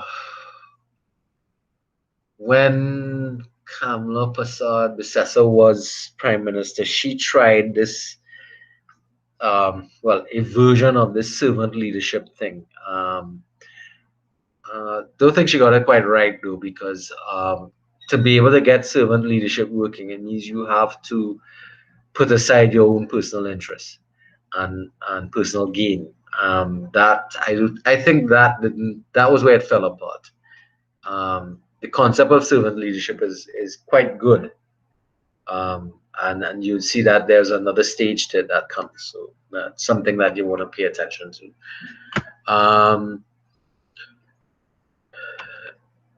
See, and this is where I think this definition at the top here, or this statement at the top here, is where it fell apart for Ms. Bissessa. The biggest difference between a servant leader and a person who wants to lead an organization is the servant leader's motive for putting the needs of the other person before his own needs. And that was where the problem is. I don't think that the people in the party or the individuals in the party are able to put, and I think all political parties suffer from this from one extent to another. They are unable to distance themselves from their own short-sighted, myopic vision of what I need to what is required for all of us, and that is part of the problem that I think we suffer from. For a theory like this to really work, you have to be a selfless type of individual, and I doubt we have that. You might have a good few people who are like that, but you have to be willing to give more than you get. And we live in a very cynical time frame, in which personal gain is the most critical element and measurement of success, and that short-sightedness is probably where we are suffering the most at this point in time. It's quite interesting. Then, of course, we have the follower leadership style, and this is where your leadership is really about the type of followers that you have, and they pay attention to this whole thing because, again, it comes up, and you have different types of followers that you have. I think I have a diagram, or there is a diagram for this in your text. You can look at it. Alienated followers, sheep, yes people, survivors, and effective followers. So those are the dimensions that they created for the different types of followers that you can have. A lot of us might say we have a combination of sheep and yes people, but there are other follower types. I think I identified that in the first presentation. I had a table with followership and the what was it? The competencies of followers, effective followers. So we talked about that as well. So you see that it actually, that followership model comes out of this model as well. So you see the link between the effective followers are actually these they manage themselves well, committed to the organization, they build their own competencies, they're courageous, honest, and credible. So those are interesting things about the fellowship. The qualities of followers that we want to pay attention to. All right, so emerging leadership paradigms. This has to do with the Industrial Revolution and the industrial paradigm model. This, to me, this was more of a retrograde step back to industrialization. Very management focused, very authoritative in its approach. Those types of paradigms have to change. We can't stay with this type of of materialistic type of situation. Um, it doesn't work, not in the current state that we're in. And that brings us into probably the most critical one that we that is, when I was reading about it, it was kind of very difficult to read, but it's called chaos theory.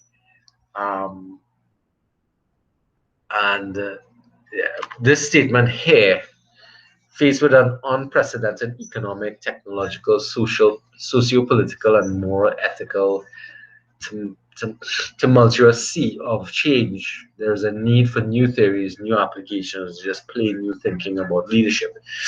Now, this brings us into the whole concept of the chaos theory, that where we are putting, and this statement here about schools preparing us for this neat, controllable world. This is quite true. The reality of life is messy, and that orderly world that we perceive at one time, it doesn't exist.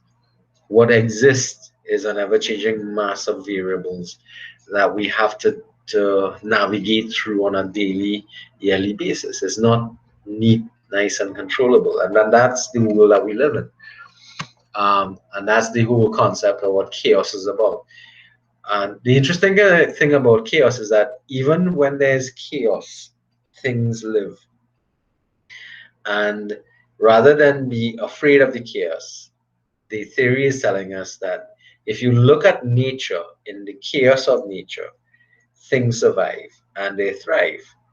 The idea is, how do we as humans and leaders and leadership survive in this chaotic type world? So it's a system that now looks for us to be able to handle change rather than imposing structure on a structureless environment.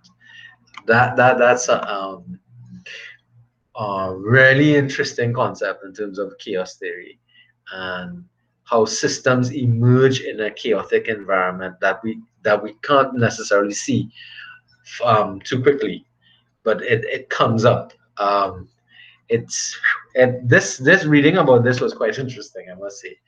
Um, I don't know how many of you all felt that chaos theory was more descriptive of the reality we live in now.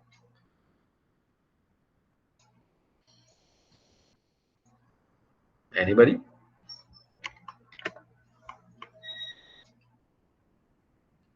I was wondering if I have anybody in class with an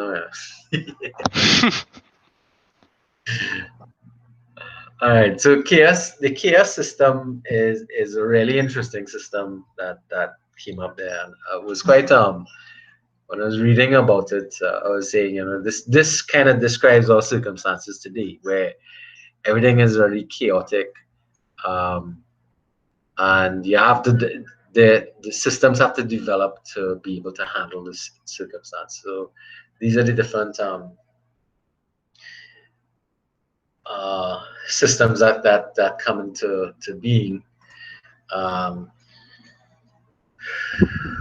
and this is quite true. I mean, none of us exist independently of our relationship with others. We exist in a continuum of relationships, and therefore, when things change or become chaotic, who do you rely on? When things fall apart, you rely on those people around you who are within your circle of influence, and that concept of anness. You're literally anding with people. That's it. Here, I think a newer phrase we could use is networking. Um, so the anding concept that comes up with this relational connection theory, as a method of dealing with the world of chaos. That's quite an interesting thing. Those are the and concept. Both and not either or. That's another thing. Something might not be wrong or right, but it might be both right and wrong. That's something else. And again, maximum approaches to things is not going to work in a system like this. In essence, no one way is going to get things done, and therefore leaders who have this my way or the highway approach will probably never be able to work in a circumstance like this, which is probably one of the reasons why some of our leaders, our traditional leaders, are having a lot of issues working in our current environment. They don't they can't get these things to work the way they would like them to work, because it's never going to be one solution to the problem. That's something that we're going to have to pay attention to, and how they bring up that particular situation. But what it really speaks to is being flexible in your approach to things. That honestly is what this chaos theory is all about being flexible in your circumstances, in the complex situations that you're going to face. It's always going to be that you have to be flexible. All right. They go on here to speak about the impact that culture has on society and our decision making and leadership. So those are important considerations that they ask you to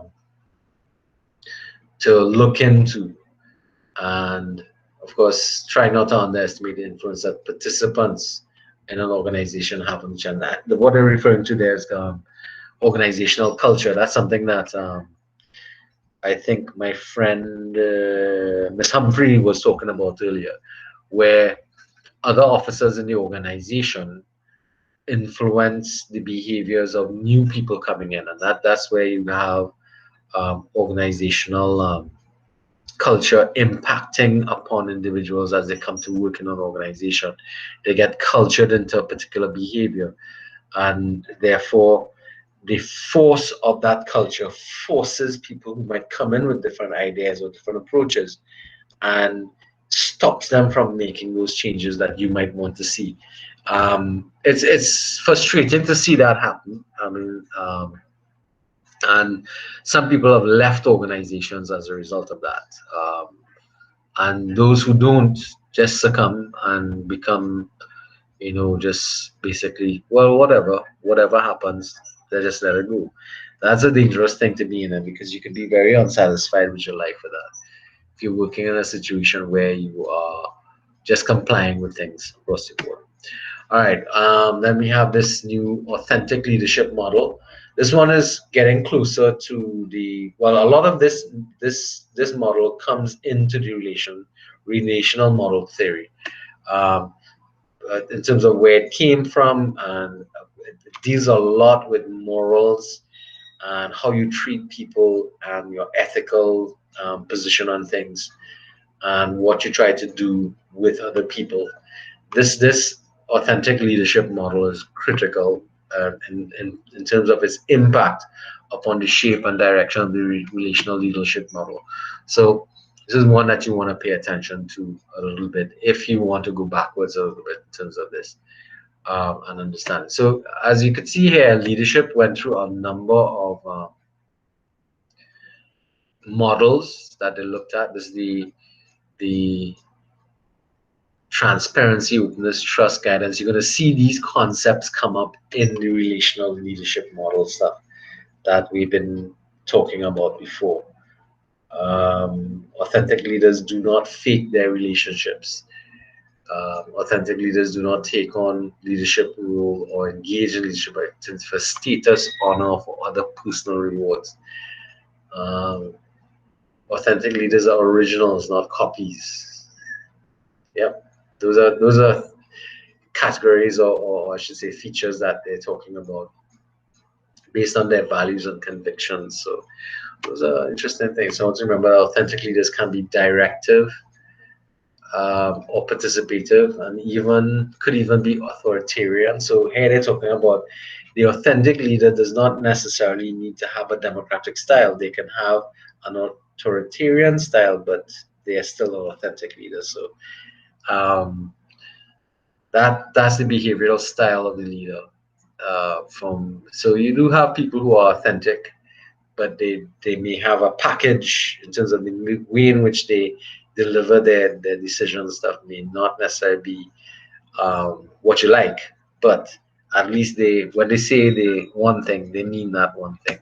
and that's something that we have to pay attention to in relation to that. A lot of this model is going to impact upon the relational leadership model as well. So it's something that we want to pay attention to. All right, so that takes us through that. This is the chapter summary here. The next chapter. So, a quick Yeah. question. Hmm? With authentic leadership, right? Yep. It says that it includes authentic followership, which Yes. includes transparency, openness, trust, etc. Huh? Is it possible that there could be a combination of an inauthentic leader and authentic followership? Yes, and that's because the followership has not. Well, it means that you can have somebody who's not authentic. Um, and it's happened a lot in the past. But the problem there is that the followership has to kind of psych it out, in the sense that it's not an easy thing to because eventually it's going to come up. But it's possible that somebody can attempt to try to pull the wool over people, but eventually it comes out. Can you give me an example of an authentic leader who got an inauthentic person who got away with leadership for a very, very long time? Trump. Sorry? Trump? Trump has never been ever considered an authentic leader. Well, sir, according to some people, when they watch the news, they say he's the best president America ever had. So No, that's because Trump is not an authentic leader. Trump is an authoritative leader who's very concerned with his own self-interest. And right now, his self-interest is to get reelected. Right? That's what's going on there. He is probably one of the worst leaders I've ever seen. the worst. Yeah. No, seriously. Yeah. You've had worse in history. Huh? You've had Hitler, you've had Stalin. Those guys not only did stuff like what he did, but they also had an agenda which resulted in making the country do things to other groups of people within their own countries to annihilate and kill them. That's a lot more than what Trump has done. But Trump has very similar situational or circumstances that he exhibits that look a lot like what Hitler and Stalin did. He's very popular because he speaks their language. He reflects a very narrow set of values that appeals to a group of individuals who are his support base. So he knows what his supporters want to hear. And it's no surprise that he has come up right after Obama. You know, that's a very interesting commentary on the culture of the United States. If you look at the way in which the population works in that organization, then you have a predominance of white individuals or Caucasian individuals, but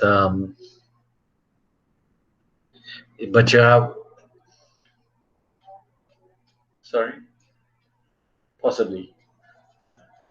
All right, sorry about the disturbance there.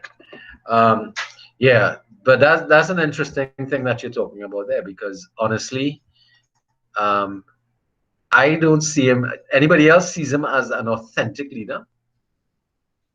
No. Nope.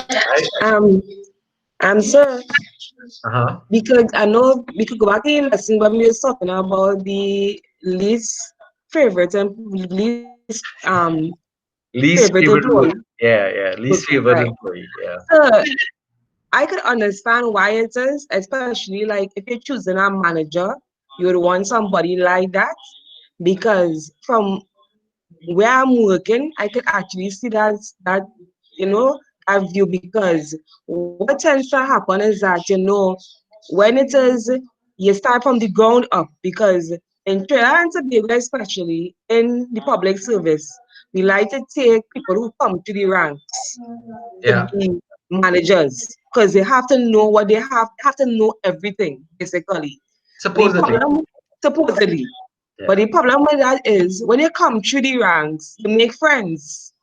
You make friends with junior staff as well. So Yeah. that when it is to become a manager, people look at you as the drinking partner still. And So that can be, well, it's always looked upon as being problematic in that they are not your friends anymore, that kind of is thing, it. right? That is it. So But I again, contextually, do your friends have the maturity to handle the distinction between when you're a friend of somebody outside of the work environment as opposed to when you're in the working environment? And that those are situations that you have to actually pay attention to. All right. That's gonna be that's a challenge that a lot of people think. But one of the things you made, a statement there that you made, Ms. Jackson, was people come up through the ranks so they know how the system works. That's actually not true. Good leadership doesn't require that. When we start to look, well, I want to kind of go through the relational leadership model. You'd realize that our leader doesn't need to know everything, you know. just most of the things. No, a Not leader. even most. No, they don't need. You see, this is a misunderstanding about leadership. Leaders don't need to know. They don't need to be experts on everything. That'd be impossible. All right. Yes, they need to have some institutional information, meaning that if they were going to lead an organization, they need to learn about the organization and understand how it works and that kind of stuff. But it doesn't. They don't need to be an expert.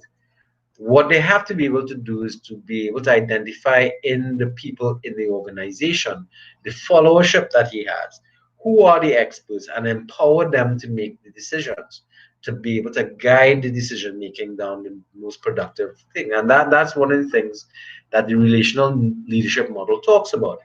It talks about the model, and that's the model that we are trying to look at now. That is this model here. Um,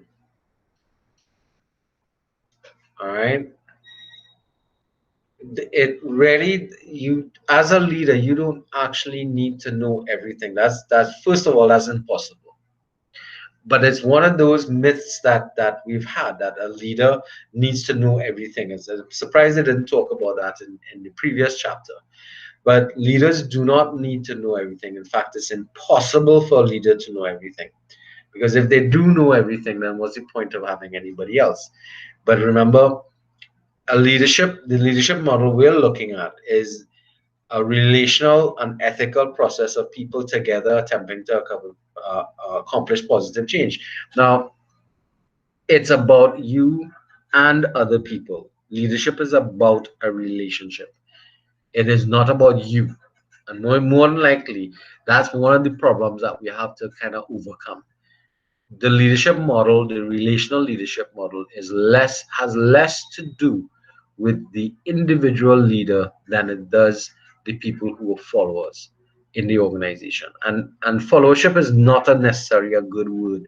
We spoke about that in the first chapter, because followership, you get the idea of sheep and yes men and that kind of stuff coming up with followership, but followers not good followership are the people who would become the leaders, that they are leaders in waiting.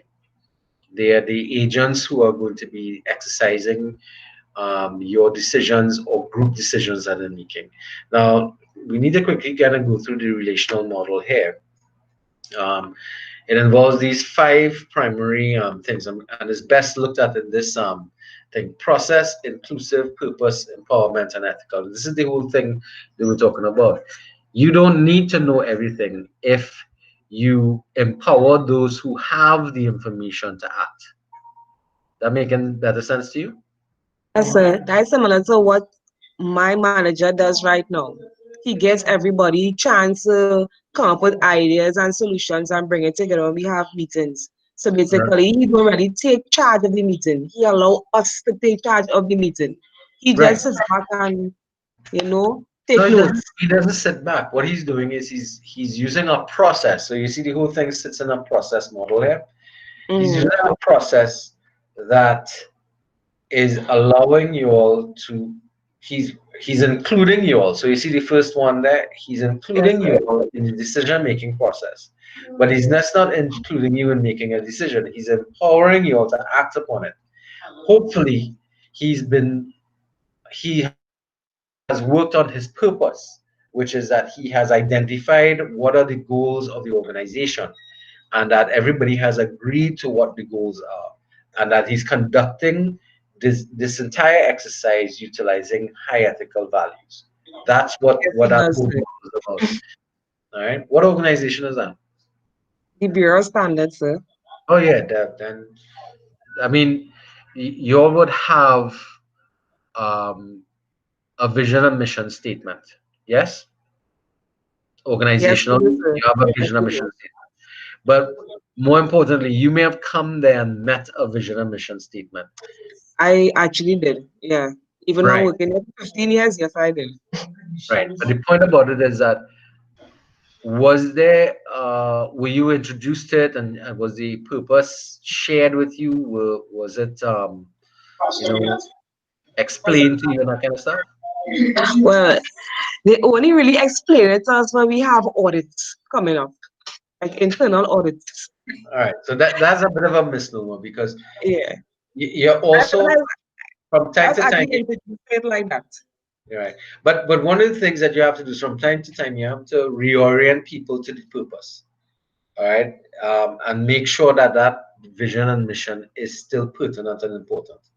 But as I said before, once that vision and mission has been set up and people buy into it, then the approach is to be inclusive, empowering, and ethical in your behavior, including you all in the process of making decisions, empowering you guys to be able to act upon those decisions, and trying to conduct all your behaviors in an ethical manner.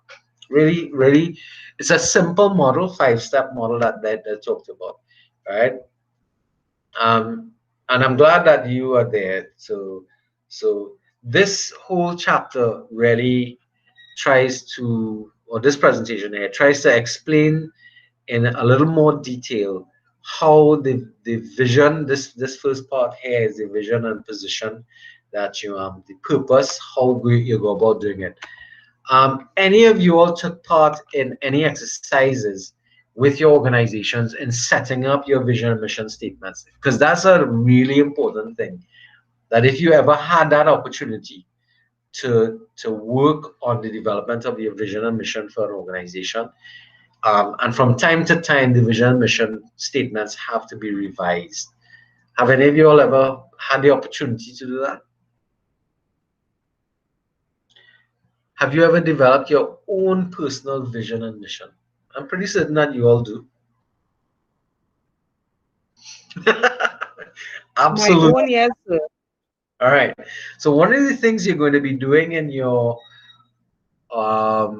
you remember that piece of analysis you all have to do on your thingamajig? Oh God. The self-analysis, sir? Not just self-analysis, but the reflections. And the family. Oh, reflections. One on the reflections on your action plan. Part of the thing that you should be doing is setting up your own mission and vision statement. And interestingly enough, one of the groups will be treating with vision and mission. If we look at the chapters, look at it. Miss Orr and Kyra Thomas, you all are going to be treating with vision and strategic direction, and that's vision and mission. But it's not only going to come up there, it's going to come up in other areas of the chapters as we move through them. So you're going to have the opportunity to interact with vision and mission in more than one place. Critical. All right. So, um, did you all? How many people got to finish going through this model here? Are there any questions you want to ask about any aspect of the relational model? Because this is the model that we are looking at.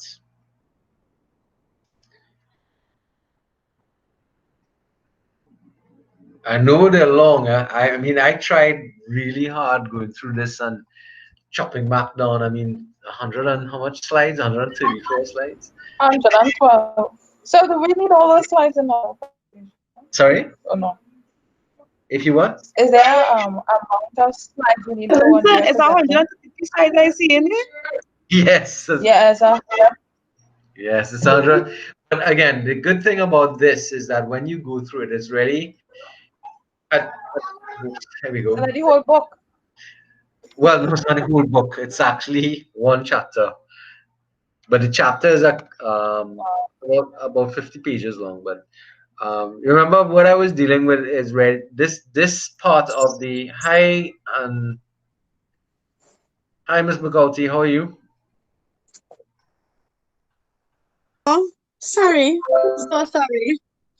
That's okay. That's all right. That's no problem. Yeah. I understand.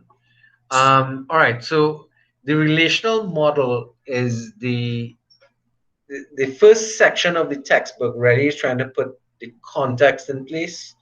So it's in a lot more detail than the rest of the text in terms of how they treat with different elements of it. In fact, all through the three chapters I'm looking at here, they made reference to how it'll be further developed in later chapters. So some of the things that you all will be doing, this kind of made a small introduction towards it. So, for example, for those of you who do an ethical and moral behavior, that chapter was led off here because of the nature of it. So just to kind of go through this quickly with you guys. Right, so this is the definition here. No, it was talking about leadership is purposeful. They just, and this is what I'm talking about. A leader doesn't impose their vision on others. He gets people to share in that vision, and that's why organizations ever so often need to go through the exercise of looking at their vision and mission statements and making sure that people agree to it and not just pander to it because it's there. You know, it's sort of like, why do you do things in a particular way? Well, because we always did it that way. That's not the way it's supposed to work. It's supposed to be, well, is this the best way to do it now, given what we know? And should we not be changing our vision and mission statements or changing our purpose of action, um, given what's happening around us? Are we being reactive to the situation, or are we being proactive? And that's the kind of things that you're looking at. Those are things you want to be paying attention to. So ever so often, organizations and individuals in leadership positions have to be relooking at the purpose of what they're doing and why they're doing it. And it has to be one that is shared with the group, because if you have a vision that can inspire people and does inspire people, then you'll be faster to find people who would be willing to support you and move with that dream. That's what this gentleman was talking about at the beginning, where he doesn't like our current leadership in the politics because they all seem to be stuck in one frame of mind with one type of behavior issue. So that's something that you want to be looking at. So again, the whole idea is that relational leadership is based upon the function or the purpose that you're looking for. How you arrive at that purpose has to be shared with all the persons who are in the organization with you. If you don't share it and you don't get what we call buy-in from stakeholders and stuff like that, you're not going to it's not going to resonate with anybody else, and you'll be basically leading by yourself, kind of thing. All right. One common purpose that pulls people together is working towards change. Yeah, we know about that. The means justifies the ends. That's some dangerous statements here. All right. So that relational leadership supports positive change, and they define that change as change that improves the human condition and does not intentionally harm others. So that when you're facilitating positive change, the means justifies the ends. That's an interesting statement. Would you agree with that? Hmm. So you have to get people to buy into your goals, your purpose, your function, and that's what this element here talks about. How that positive change comes up. So you get this discussion here of unfreezing. That was critical. You know, something happens and it unfreezes an organization and it changes as a result of that. This is more like reactionary kind of thinking, and then it freezes again. But the theory cautions that you need to be wary about refreezing. Rather, instead of refreezing it, maybe you should just leave it like slush so that it can change when necessary. And that speaks to the flexibility issue of it. Found that found that analogy to be quite um, interesting to look at.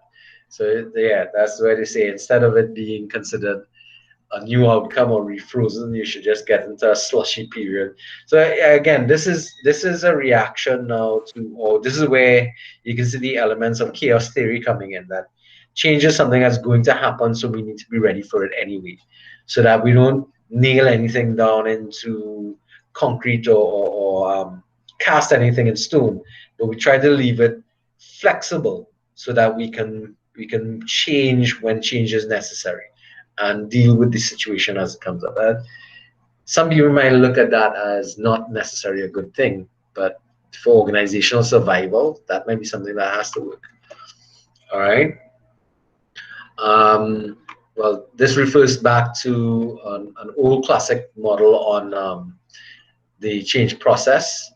I think I looked at working for positive change. I think I brought up. Okay, so this is where we start to look at the different elements of what relational leadership models are. So here, this is the inclusiveness element. Inclusive means being understanding, valuing, actively engaging diversity in views, approaches, styles, and aspects of individuality, such as sex or culture, and the multiple perspectives of groups. So this is the inclusive thing. You can't be inclusive by being bigoted in your thinking, and you have to open your your listening to everybody despite people you don't like. And that's the hardest part about being inclusive. You have to be inclusive of everybody, including the people you don't like. And that's the hardest one to do. Um, to be inclusive, it means that you need to start thinking from a perspective where you are lowering your frame of reference to truly listen to people. That's something that requires. So the model here identifies a number of skills that you need to identify with to be able to be inclusive. They talk about listening, um, especially empathic listening. Um, they talk about making sure that you share your goals and visions with those individuals. So it's not only about listening to people, but including them in the forming of your vision and mission, that kind of stuff. Um, so there are lots of aspects of the inclusion model or part of it that you have to be bringing up. So they talk here about dominant culture as opposed to people who come from different cultures. Now, again, you have to remember the context of this textbook is written for the US experience, but it applies here because if your culture or your organization is based on a particular or has a particular slant in it where you don't have people of difference in your organization, then you're going to run into some problems when somebody comes from a different background into your organization. And that's the thing. We are multicultural, so we are supposed to be good at this. But you know, the sad truth is, we're not. We don't recognize other cultures' value in a good way sometimes. Sometimes we have serious problems with that. Yeah, we're too stubborn. Yeah, and that's because we become invested in our defending what we think is our right or our hold on a second, I'm having a problem here with that dog. Get out.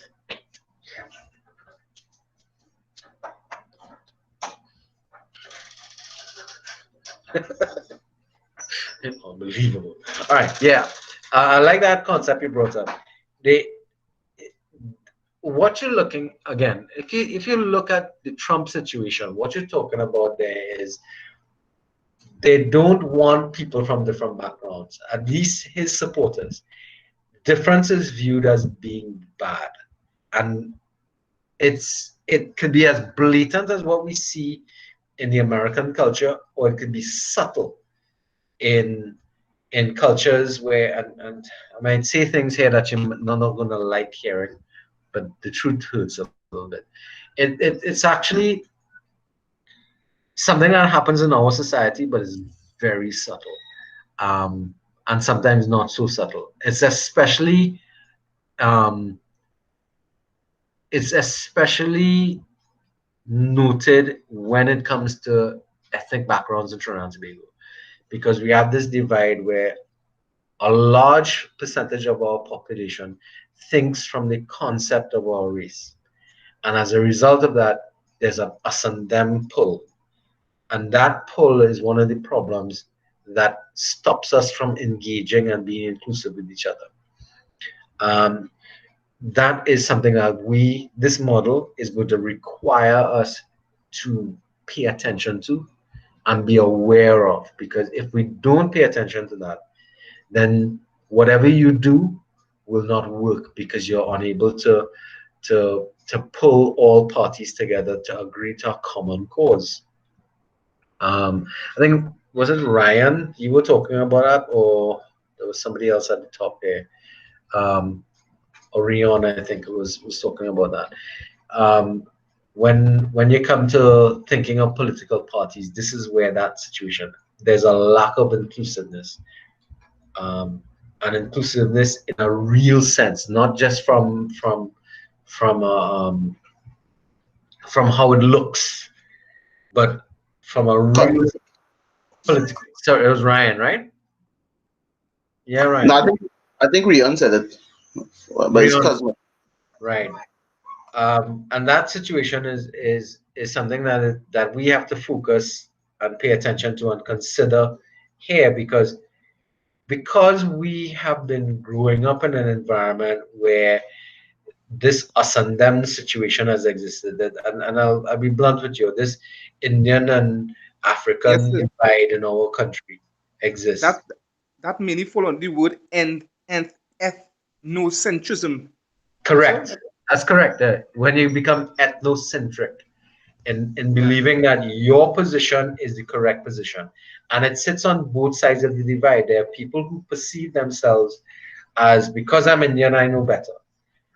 All right. And again, you have the other situation where you have other people who believe that because they are African, they know better. And I don't want nobody from that side around me. I don't trust them people. And that is the kind of problems that comes up. As I said, it's easy to include people who you like, but it's really difficult to include people you don't like, especially if you don't if you're not in a situation where you are opening yourself up to that inclusivity and trying to be inclusive at all. That's a really tricky part that we have to treat with here. And as you move from one country to another, the situation that presents itself could become worse or could be better. It depends upon the amount of variety that exists in our society. Okay, and the more varied your society is, the more what's the word? more cosmopolitan, that's the word you want to look at, the greater the issue is to have inclusiveness in that. So it's something that we have to work on. It's not something that we can just say yes, I am inclusive. You have to work on it because it's not something that just arrives overnight, and that's something that I don't think a lot of our leaders actually pay attention to. And that's only speaking to the ethnic divide in Trinidad and Tobago. We also have to think about some of the other things that separate us.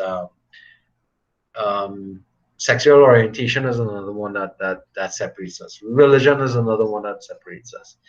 All of those things that keep us apart are things that have been created by man to keep us separated so that we, and you may not agree with what I have to say, so that we become more manageable. Just think about it. The differences that exist between one group of individuals to another are differences that we have decided exist. Remember that. We have decided there's a difference between somebody who's Muslim and somebody who's Hindu and somebody who's Christian. We've made that decision because we have categorized each other as being different. Or I am different because I have Asian or Indian background as opposed to somebody who has an African background. We've made those distinctions to keep ourselves separated. And we therefore use those classifications to keep ourselves apart. And that's something that we have to treat with. And those aren't the only ones, as I said. It's not only race and religion, but you also have sexual orientation. So people who are gay, are they separate from us? Would you agree with something like that? Would you be willing to work with somebody who's openly gay? A lot of men and women, they don't like it. They get seriously threatened by that for some one reason, or they just, because of how we are taught about those things, we treat with people like that differently.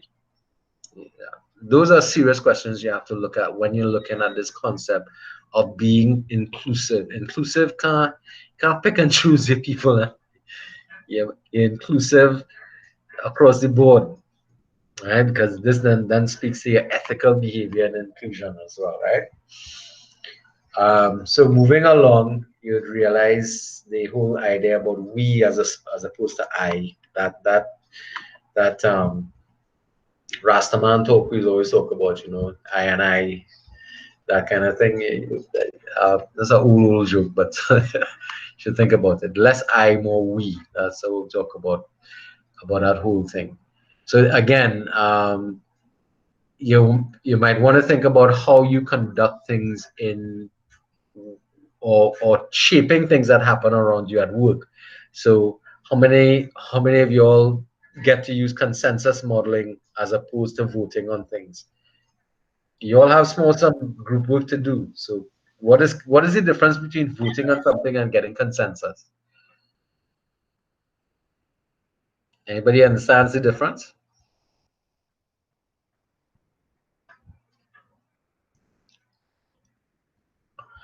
I cannot wait in here.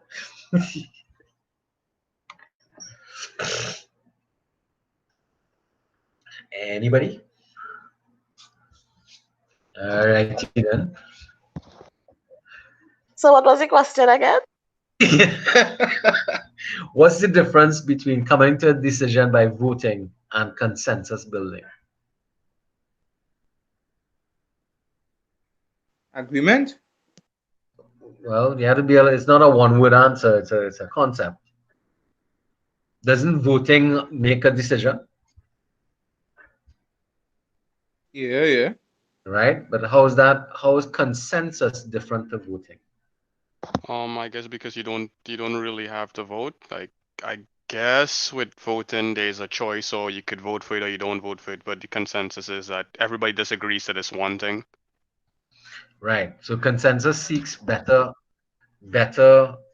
understanding of what is coming up, and consensus means you find a solution that everybody will be able to agree to, even if I disagree with, I will still agree, okay, we'll do this.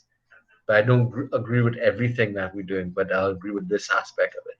Consensus is stronger than voting because voting means you either yes or no, and the majority rules.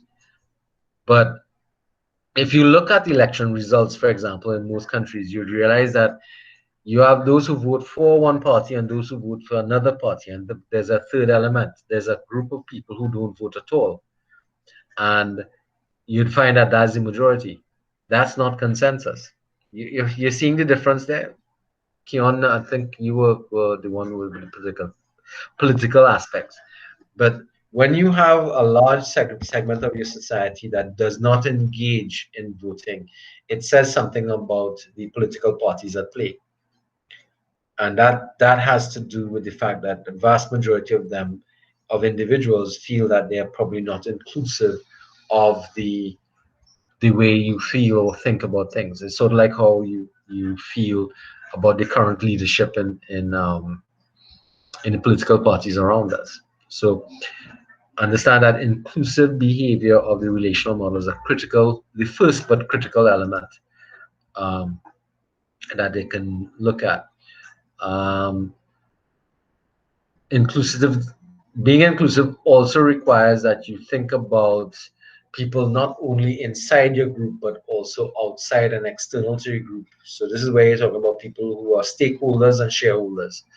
You have to be seeking their advice and seeking their impact, because people who might be affected by your activities need to have a say in what you're doing as well. So that's part of your inclusive behavior as well.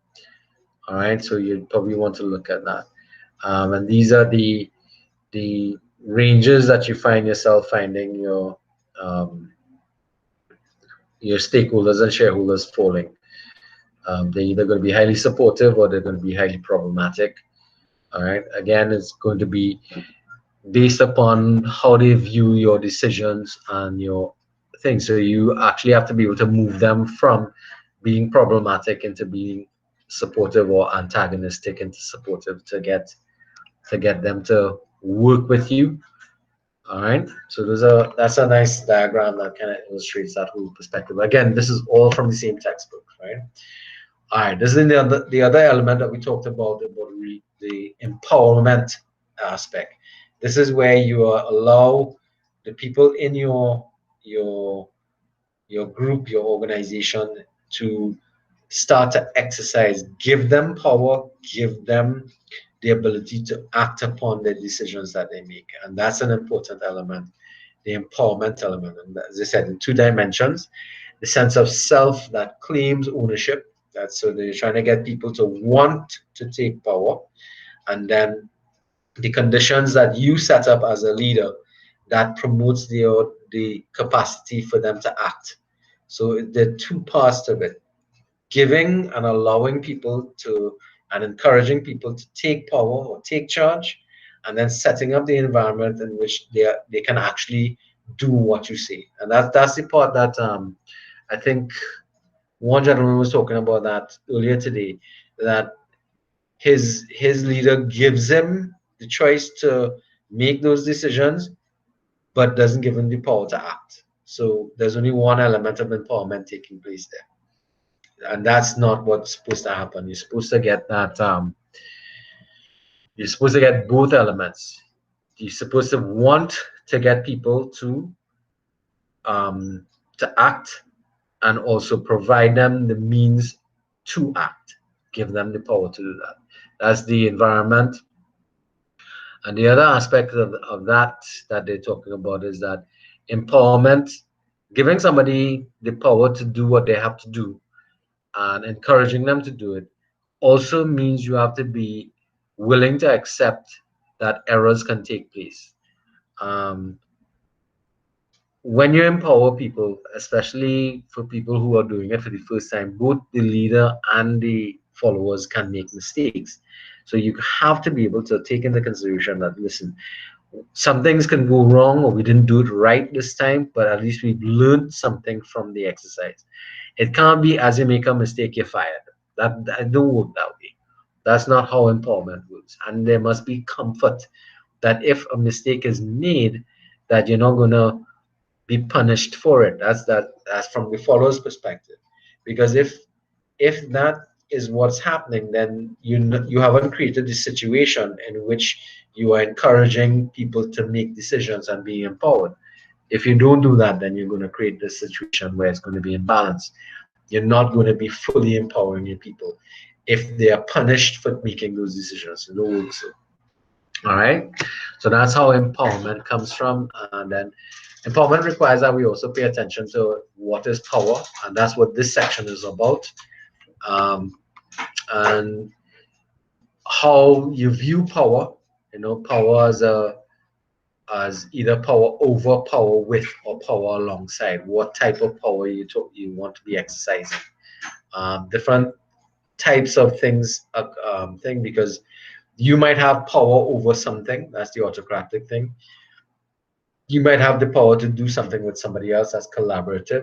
Or you are both aligned with the power to be able to. That's the collegiate approach. That's where we all have power to do something together.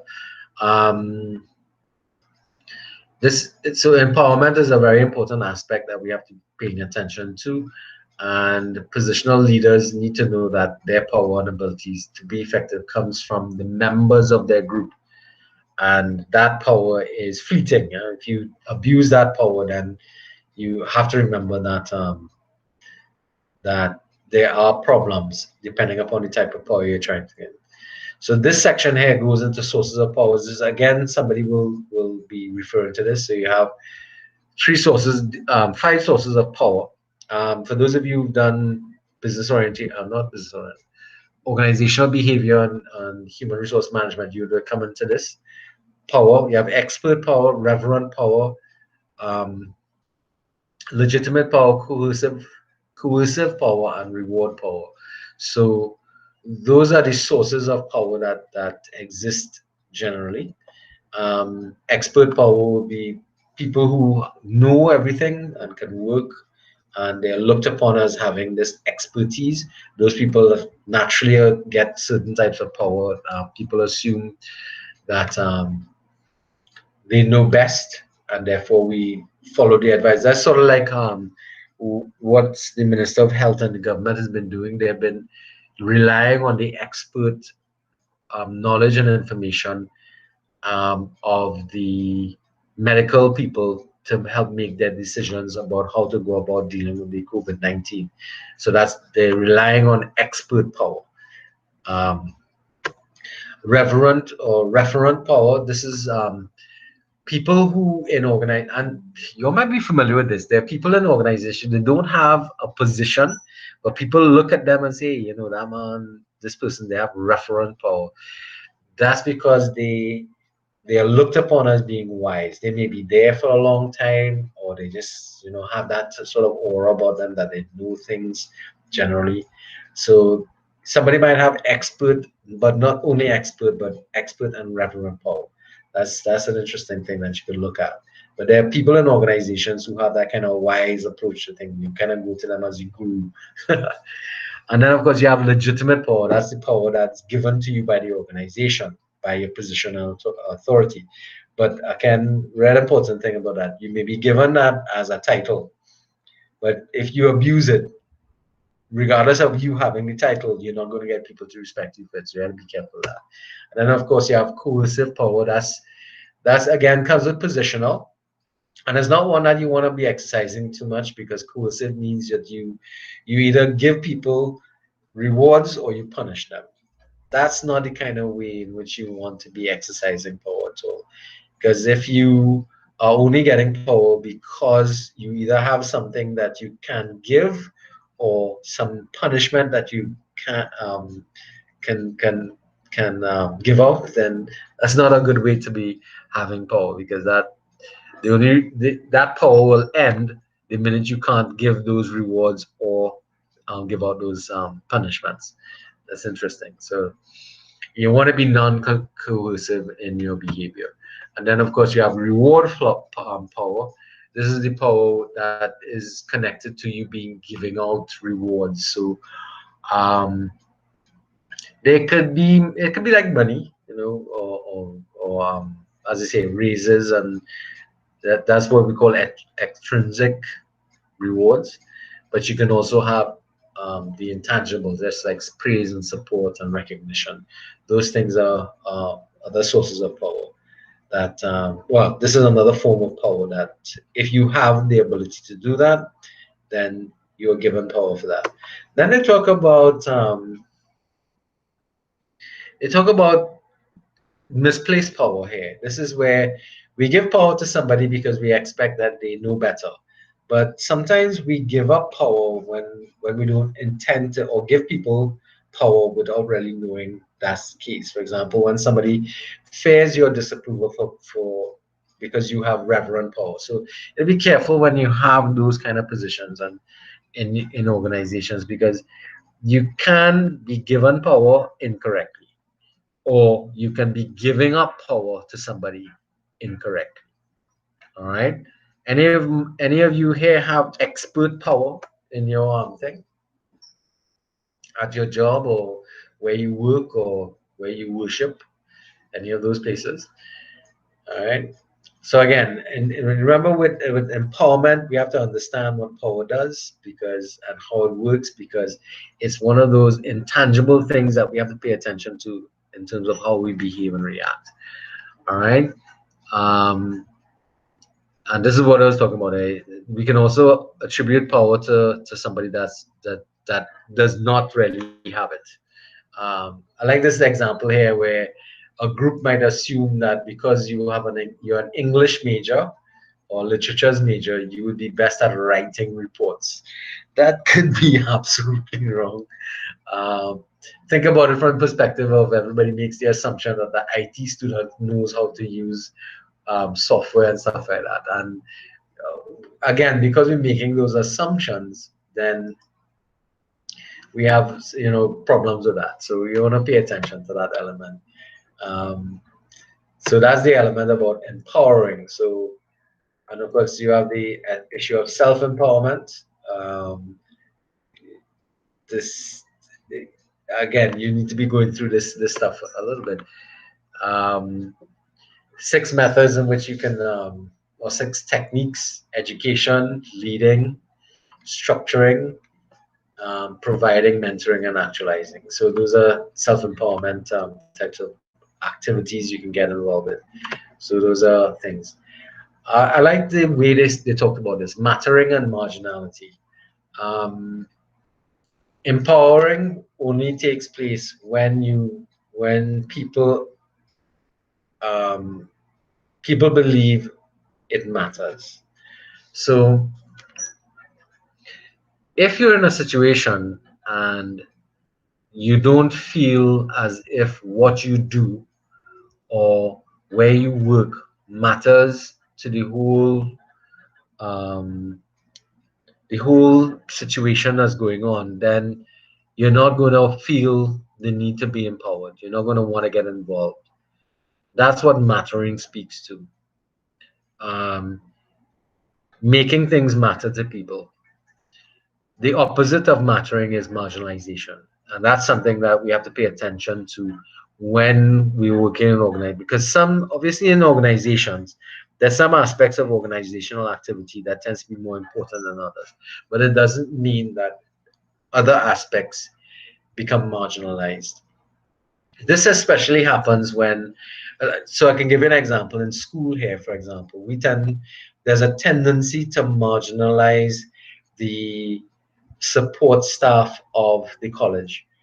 This would be like the program assistants and the clerical staff and stuff like that. And it happens in a lot of public service as well, where those elements of the organization can be easily marginalized by the senior operators in the organization. And that is something that leaders have to pay attention to across the board. You cannot be unintentionally, you don't intend to do it, but you can unintentionally marginalize parts of your organization, and therefore remove their willingness to want to take control of a department and make things work. And I'll show you how that could work. Let's say, for example, um, you have a department that is primarily just messengers. They send things out and they run around place doing that. Marginalize them and see how your communication could get negatively affected by it, because they may be looked upon as minor players in an organization, but they're still critical in the cogwheel of your organization. And that's something you can think about. One area of our organization that a lot of faculty I've seen in the past marginalize are cleaners. And it's really, they refuse to talk to cleaners. They don't want to touch them. They're dirty and all kind of that type of behavior. You've just moved into marginalizing a whole group of employees, sorry, who are critical to the operations of any organization. And it's unfortunately something that we do in a lot of organizations, that the cleaners and the people who deal with the dirtiest end of our organization, if you think about it, they're critical to us having an environment that works. Not that you're working from home, you have to look after your own stuff. And just think about it from that perspective. So I think as a leader, if you want to have a good idea from other than your subordinates that of what is going on within your organization, ever so often have a chat with the cleaner. Oh, yeah, definitely. Because they're so often marginalized, people don't know what they say and do around. They don't pay attention to it. And they do things in well, people, because they ignore them, they don't see them as important. You're right. If you really want to find out more about an organization, sometimes it's a good idea to have a chat with somebody at those levels. But it's one of the things that I thought when I saw it come up in this model, I thought, this is really something that ought to we ought to pay attention to, because if we don't, then we can marginalize people in an organization who are very critical without even really thinking about it. All right. So that whole concept of and then of course the element here about empowering environments. Again, the biggest thing about empowering environments is to create that environment where people feel safe to be able to make mistakes and learn from it and be willing to take on the responsibility. Because if you don't do that, forget it. You're not going to get people willing to act on it. All right, those empowering environments are really critical. So check these slides out on it, because it kind of summarizes what that whole thing is. All right, and how they have to give up power. A leader has to give up power to get these environments working right, to be able to get that sorted out. All right, so then you have relational leadership is ethical. That's another big thing. And you all are going to measure, you all are going to get into this in more detail with 2 units about it being ethical. Ethical and moral leadership is a critical element, because you can't lead if you're not ethical. And that's one of the things that Trump is suffering from. He does not come across as ethical or moral. His focus is on what I can get, and that is where I think most of the people have problems with him. So that you want to be paying attention to that. So ethics is something that this model treats with it in a lot of its content, and they're really going to be talking here. They refer to the origins of ethics and what are ethical standards, and they try to define it. And they started begin to talk about how it impacts upon our behaviors, both as leaders and as followers. So they spend a lot of time trying to define it and be critical about how we come about with our moral, where does our moral values come from. A lot of it comes from how we've been brought up, or our religious backgrounds, what our parents did. So you realize that it's a whole societal impact.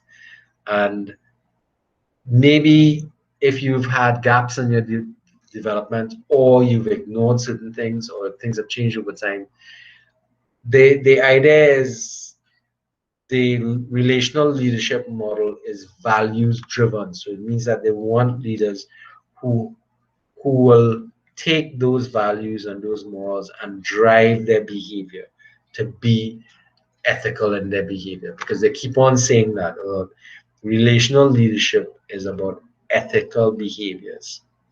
Because if you're dealing with other people, you have to be even-handed with them. You can't be, unethical in your behavior. And that's a big issue that's going to come up all the time. And that's something that I think is quite important for us to be looking at. And one of the things that you have to do is to engage in your own self-discovery of your own ethical values. And this section here deals with how people go about, developing their own ethical values and stuff like that. So it's something for you all to pay attention to, okay? But it's really critical. That's why it's such a long section on ethical development and how critical it is in terms of leadership in the organization. All right? I mean, all you need to do is to work with somebody who's unethical, and you'd see what I'm talking about. But more importantly, can you recognize ethical behavior and unethical behavior? I suspect that most of you can recognize the difference between the both, and hopefully that reflects well on other people. But can you think of unethical? Well, I mean, Trump always comes to mind when I think about unethical people. This guy, Rudy Giuliano, I think his name was. At one time, he was looked upon as being a very ethical leader. This had to do with how he behaved during the 9/11, but 9/11 crisis in New York. But he quickly lost all of his ethical standings after that because of the way he behaves and the lack of ethical and moral standards that he's displayed in his activity afterwards. It's quite interesting that think about that. A lot of our political leaders in our own country have lost a lot of their sense of ethics and their behavior. Very few of them can stand in front of us and be, they may claim to be ethical and they may claim to be, have high ethical standards, but how many of them can really stand the test to our society? We're not talking about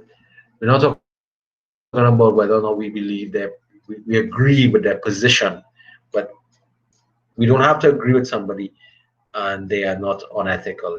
They're not mutually exclusive. They are. You don't have to agree with somebody, but somebody could still be ethical. That's what I'm trying to say. How many leaders out there can you think about in your own personal and private lives who you look upon and say, this person I can trust, to be an ethical person, I can trust them with that stuff. Think about it, and how do you match up yourself in that regards? All right. So the ethical aspect is so critical. It spends the model spends a lot of time discussing this thing, and this of course that leads to leading by example. What do I stand for? How far would I go to advance my goals? What would you be willing to do? That is a real critical question that you probably want to ask yourself. What do you want to do, and how much would I be willing to give up or do for it? Think about that question. All right. It's modeling in a way that again because it's so important. It speaks to the whole ethical example. Again, if you look at how somebody does things, it really will speak more to how ethical that individual is and their behavior and deeper understanding of what they are or who they are as a person. That's why at this point here, what you do speaks so loudly that I cannot hear what you say from Waldo Emerson. That's a really critical thing. It's the adage that we have, do as I say, but not as I do. No, do what I say, but not as I do. That whole euphemism that we have is something that is endemic of that. Do as I say, but not as I do. Is that double standard? And it's something that has pervaded our society for a very long time. I found, and it's not something that's allowable in a model like this, right? You can't behave one way and say something else. You have to be consistent with your behavior throughout. So that's what this whole leading by example situation is talking about. And of course, they talk about process. This is the overall process about how you run things in terms of your group and your activities. And so it starts from recruitment, involvement. They start to talk about how you bring people into your organization, how you indoctrinate them into your organization, and how you start to move and accept change in your organization. So the process here is a lot. It pays attention to how, because if you're not paying attention to the process of what you're doing, then you will not be able to recreate it in the future. And this is one of the things that we do that we don't really pay much attention. There's a part here that requires reflection as well about your process. And when you do something, you need to think about what we did to get it right. So one of the things about reflection, and they talk about all different forms of reflection. Why do we do this and how could we be more effective? One of the things that we tend to not do, guys, is we don't reflect on why we did things right. We might reflect a lot more on what we did wrong, but we have to also reflect on how we did things right. That's one of the things we want to pay attention to. So then we talk about the collaboration and cooperation process. So the distinguish between the two. Read up on this, guys, and understand what they're trying to talk about in terms of a guideline of how to get your process working out properly. Because there's a distinction between the two. Right, so communication, all the areas of cooperation. So this is a big section that they talked about, because collaboration and cooperation, that's one of the reasons why you're all going to be doing group work here.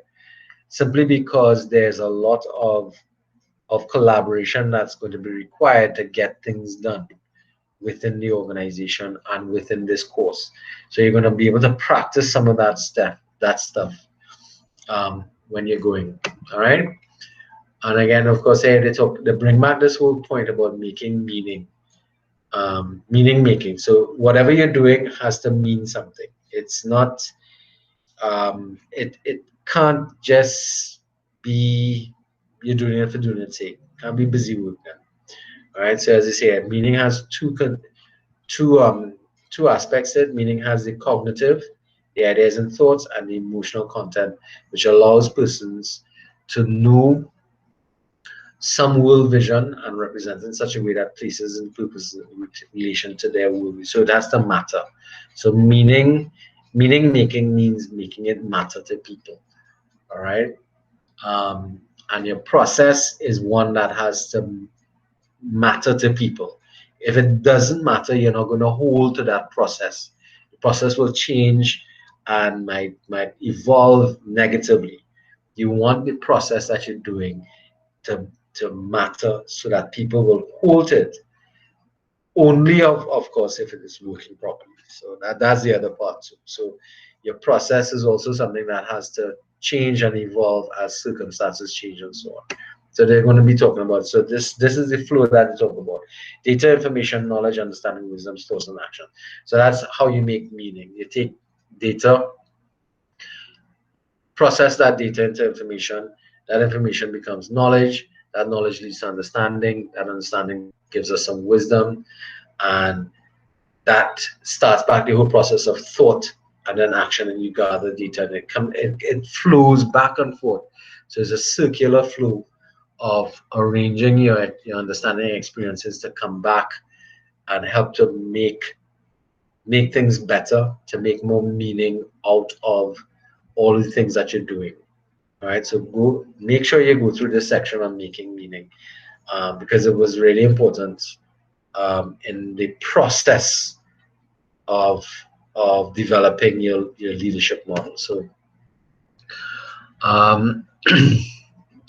so they go through here the second element of making meaning, and this makes sense. When something is of value, you can commit to it. You'll feel something about it. It will matter to you, and that's the other element that they talk about in terms of, if you want people to care about you, then it has to have meaning in their life. If it has no meaning, then no problem. It could fall long on dead, you don't really care, because it never mattered. So that you have to have, it has to mean something to people as a leader, as a team, as an organization. It has to have some sort of meaning. This is one of the reasons why they talk about this relational leadership model, especially in small group activities, large group activities. So a political organization can adopt a leadership model like this, but it requires reframing a lot of the things that they probably position themselves from traditional ways of viewing power and getting power, and how do things. So maybe more of this is required for us to kind of to get to the point where we can have more meaningful leadership and relevant leadership. So it comes back to this whole thing of reflection and contemplation. So again, for a process to work, you have to look back and see if it's working, why it works, what parts of it work, why it doesn't work. Same process. You have to do some reflection, and you need to be able to use that reflection and contemplation so that you can make your process, make your decisions better. So this is all the things that they're talking about here in this situation in terms of reflection. So there's a number of different concepts that they're looking at, and then they connect the reflection to the learning aspect of organizational stuff. So there's a lot of things that organizations should be using, that we should be using as that. So you see these three things there: retreat, renewal, and return. There was a time that a lot of organizations used to go on retreat, and what they did during retreats, I don't know if you all went on a company retreat or organizational retreat. Most of the times it kind of boils down to some somebody coming there and giving inspirational talks and that kind of stuff. That's not the point of doing that. Retreats are really about reflection, about your organization and stuff like that. But I'm unsure that that has been in the past. I think in the early 90s it was something that was done a lot, but now with the cost factor rising and the way in which they used to do it in the past, they know they can't afford it anymore. So reflection and contemplation is something that is difficult to do. I mean, I tried to do it as a lecturer, to reflect on what happened a lot, but the speed at which we're moving from one semester to the other, I have not been able to do that a lot, or at least in the complete form that I'd like to do it. And that's just a bad thing, because it means that I could be making the same mistake over and over again, something that I need to be looking at. And reflection requires input from other people. So I'm not supposed to just reflect by myself, but I'm supposed to reflect with other people who are affected by the activities that I take place. And so I'm supposed to reflect with students and whatnot too. Which is why in your thing you have reflections to do as well. Reflecting on the class, reflecting on your journey through the course and that kind of stuff. And think about what you have to do. All right. So the idea here is that you're going to come across a lot of different skills over your lifespan, and you're going to come across some more skills that are going to be described in this relational model. The idea is that try and look at the model, understand it a little better, and use it to develop a better leadership design for yourselves. That's something is something I'd like you all to get to try and do. You know, build on developing yourself more as relational leaders in the future, because I think I can see where this would make our lives much better if we have people we can trust, who are ethical in their thinking. Those kind of things would make it much easier for us to have better leadership across the board. All right. So I think we at the end of this. Right. So I did leave a message here for you all about the length of the chapter. And the reason why it's so long, just for those of you who didn't get to the end of the presentation, is that the chapter is very detailed, and that's the problem.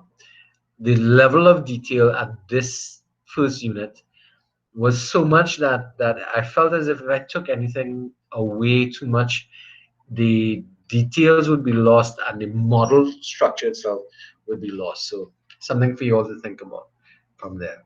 All right. So that brings me to the end of kind of looking at those things. Anybody has any questions they want to ask? I'm going to stop presenting now.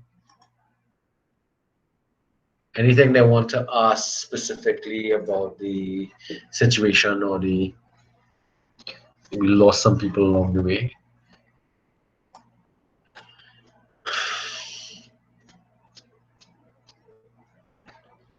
I'm just checking to see if I've updated my attendance register. Did Miss Pagu make it? Nope, not seeing her. Right, so we will check on her and see what's going. All right. Any questions? Anyone wants to make a comment, clarification, or anything along those lines? Everybody understand everything, right? So far, yes, sir. So It's just far, it's plenty to take in. It's plenty it is to take in. it is It might need some rereading. well, But it is very interesting. it is, and even when I was going through and making up the presentation myself, I mean, I know that I probably would not have been able to I didn't right. So I could have done one word caption things, but then without a presentation, a voiceover, it would have lacked a lot. So for safety, I've put all the information on the slides, so y'all could go through it by yourselves one by one, and just because with just reading it, you've actually covered the entire chapter. All right. So you know, but again, it's more about understanding, not learning, not saying rubbish. It's about understanding the concepts. It's not about memorizing it. That's what I'm trying to say. It's about understanding the concepts and seeing how it might be useful for you.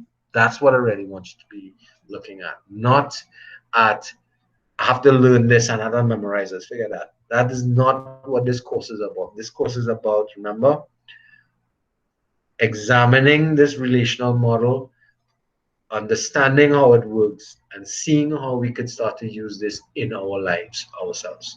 All right. So don't go panicking about it's so much to do and that kind of stuff. I know you have other things that are competing for your time. So I'm not gonna expect that you will go through everything at a moment's notice. And I know, of course, Mr. Bagauti, you and Mr.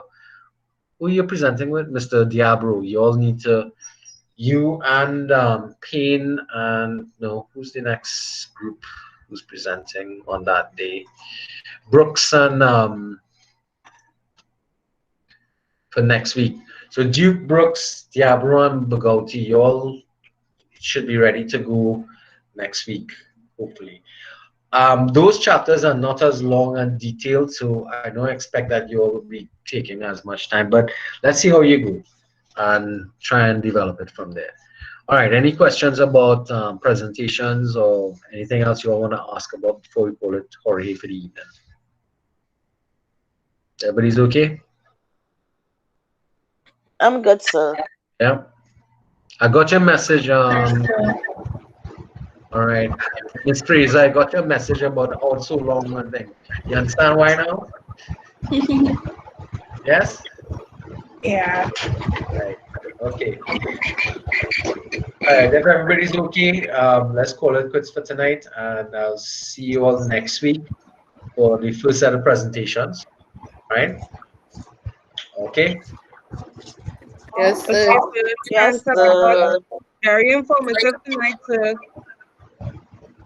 Keisha, say that again.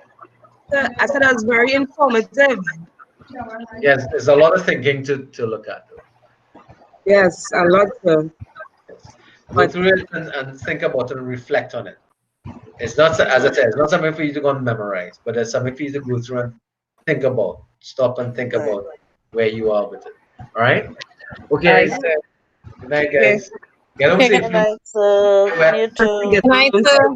All right, sir. Good night, guys. Right.